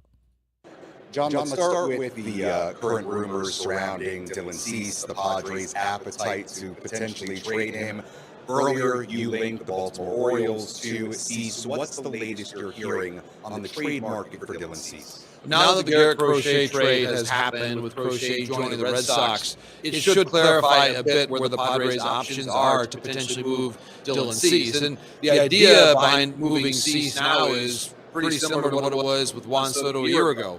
You've got a very valuable player in his walk year. You consider your chances to re-sign him, and if you feel like you're not going to be close to doing that, it's certainly prudent to look around and see if other teams value him for that 1 year in a way that would allow you to recoup a lot of prospect value coming back. So there are certainly options where the Padres could look for other players to fill that rotation spot if they end up trading Cease. But the idea with A.J. Preller, as you know, Sam, is he's always looking to add some more young talent in the organization, and you'd have to say he did a very strong job of that with the Soto trade 1 year ago, and maybe it's time to repeat that history now. Well, I agree, John Paul Morosi. I think it is time to repeat that history now. I think that's how we rebuild our team and make it good this year. Seems like a decent swap, like you could pick from that pool of players, and that could, they could provide something for the Padres that they would find appetizing. The Orioles have the depth to be able to trade key players out of their farm John, let's system start with in exchange for Dylan Cease and not suffer. Yeah. Because their very, very, very best are up already, right? Kerstad is up. Holiday is up. Henderson, of course, all-star, MVP candidate. He's up as well. They've graduated Adley Rutschman, right? They've graduated the superstars. Kobe Mayo is supposed to be the next in line. He had a 29-homer and a 25-homer season. He's a corner infielder, right-handed bat. So if you could line up on a deal that got a guy like Mayo and you could just plug Kobe Mayo in at first base for the next 5 years for this franchise and maybe get, 140, 150 homers from him over that time. Amazing deal. And yeah, you've lost Dylan Cease in a deal like that, but you've saved so much money. Now you can go back and figure something out along the way. If it's not Mayo, because I think it would be close to a 1-for-1 if it was Cease for Mayo. Mm-hmm. I think it would be pretty close to a 1-for-1. But if they said Mayo's off limits, right? But you can pick 3 out of the remaining top 5. The Orioles are such a good system. You'd probably wind up with some really good stuff. Yeah. And a good point from in the chat that I've seen and I've heard over the last 24 hours too, like the Brewers traded Corbin Burns and they still ended up, now their division's a little easier than some others, but they still ended up winning the division and having their shot in the playoffs and, having a team that could compete. So you can do it. You can move a good piece, just like the Padres moved Juan Soto, and still find ways to win. It's just trying to get the most for your money there. Yeah. And once again, and we have to repeat ourselves a lot, audience comes in and out. I understand. For everyone who's there every minute, please bear with us on that. The Padres have committed billions and billions of dollars to this payroll throughout the 2020s, showing a unique and unprecedented commitment to baseball in San Diego than they ever have before. So for the 2 or 3 people who perpetually bombard our chat with, it's going to be a fire sale, fire sale, fire sale. Gary Sheffield and Fred McGriff left in the fire sale, okay?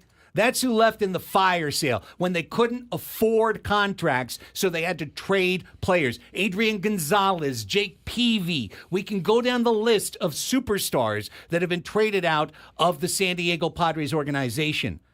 They are never trading Manny Machado, okay? Fernando Tatis Jr. I don't want to say never. You never know. You never say never. But they have no trade clauses. They have no trade clauses. They could agree to a trade, but just like Nolan Arenado is agreeing to a trade in St. Louis, and part of that is, yes, they want that money off the books, but they kind of shape it also to say Nolan would like to be with a contender. Nolan would like to go somewhere that they've got a chance to win. Right now, those players that you just mentioned believe that they have a chance to win with the San Diego Padres. All around the country, the Padres are picked as a playoff team next year with this roster, with the roster they have today, with Waldron and Vasquez in the rotation. They're picked as a playoff team because Tatis is good, Manny's good, Merrill's good, Cronenworth. Go down the list, okay? This is a good team. And if they have to trade a guy because they are having a payroll of over $200 million, but they can't go over the luxury tax, then that's what they do. Okay? Then that's what they do. They moved Soto. They won 10 more games the year after they traded Soto than the year that they had him. Okay? They won 4 more games last year than the year they traded for Soto. So please, can we not reduce it all down to, oh, they're going to trade someone so it's a fire sale? That's a joke, man. The Padres have committed to spend to the cap every year of the 2020s. They have no choice. They've already signed the contracts, man. So please, can we redefine it? This is the spendiest decade in the history of the San Diego Padres. And the only thing they've done is they've tied themselves down to giant deals. They've tied in players for extremely long-term contracts. That's way different than saying, oh, well, they can't afford to play anymore. I guess they're just too penny pinching. I guess they just don't care anymore. That's honestly, that's a dullard way of looking at it. And I'm sorry to kind of be insulting in saying that, but it really is. It's a dullard way of looking at it. It's so blockheaded. It's like, come on, man. You can argue that they overcommitted to players. We just talked about Xander Bogaerts, for God's sake. You can argue that they signed guys for too long. Or you can hear what John Heyman said. Well, it looked like a pretty steep overpay. Oh, I guess it's not an overpay anymore. The market has changed, and it's only going one direction, up, up, up. And the Padres have already committed deeply. So please, understand, we have to be flexible as a franchise. We have to do what we can to maintain competition. But they have stated explicitly over and over and over again their desire to compete year in and year out. The Cardinals announced they're not competing next year. They said it. We're taking a different direction. No one is saying that in San Diego, and no one's gonna say it in San Diego. All right. Sorry, ran over. 1:40 is the time. You've got 10 minutes to call the show now for Ask Us Anything. Oh, I have to open the line.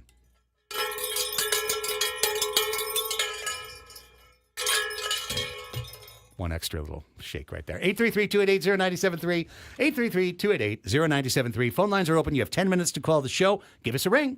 If you call in the next 10 minutes, we're going to throw you on hold. We're going to put you on the air. All we ask is that you come with a question to ask the show. And that's how we'll wrap things up and hand it off to Gwen and Chris next. It's San Diego's #1 sports station, 97.3 The Fan.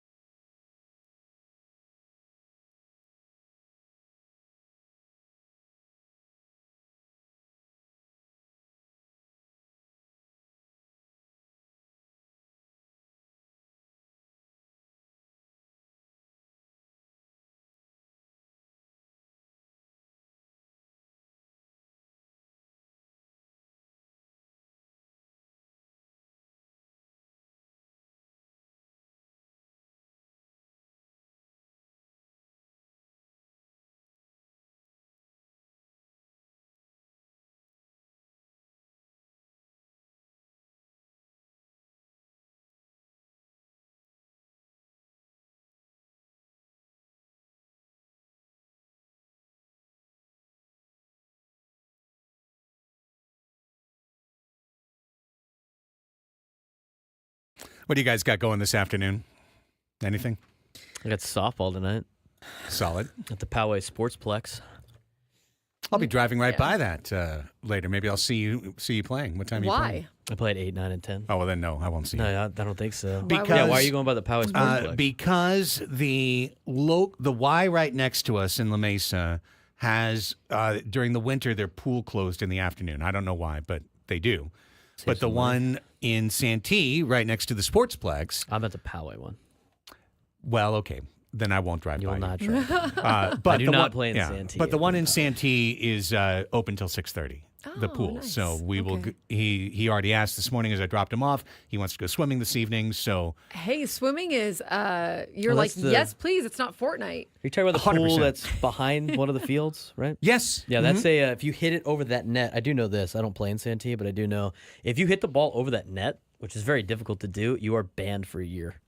I'm not even kidding. Like you're just Wow. you'll see ya. Wow. Jeez. They don't want you trying to hit bombs over the net over there and hit it into the pool. Yeah. At Poway, if you hit it onto the soccer fields, you're just out, but you're not Yeah. not banged for a year. So I'll bring him there, and then he'll swim while I go up and run on the treadmill. Nice. And then we did that on Monday, and we'll do it today. I can't run 3 days in a row though. I got to take a day off in between. space it out. You Because got I'm to. old and my legs get sore and my knees and hips get sore and all this stuff gets sore.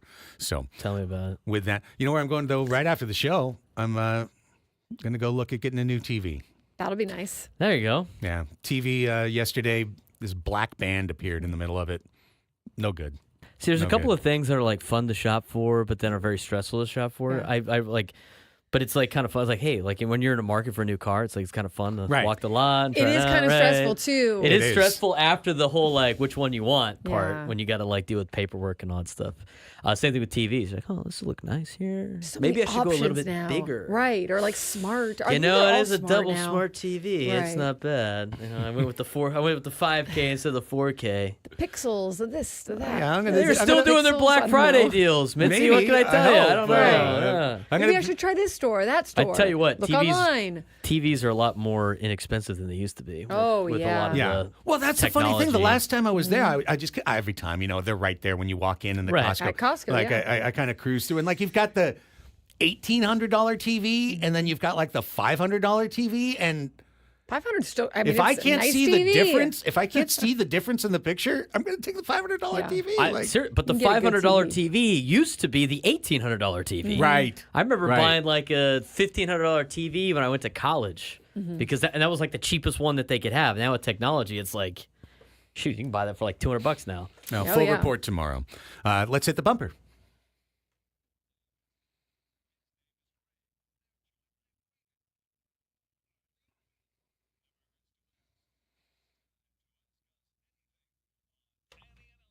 Let's do it. Lines are jammed. 833-288-0973. Let's bring back yesterday's Mind the Gap champion. Here's Dexter on 97.3 The Fan. Hi, Dexter. Ask us anything.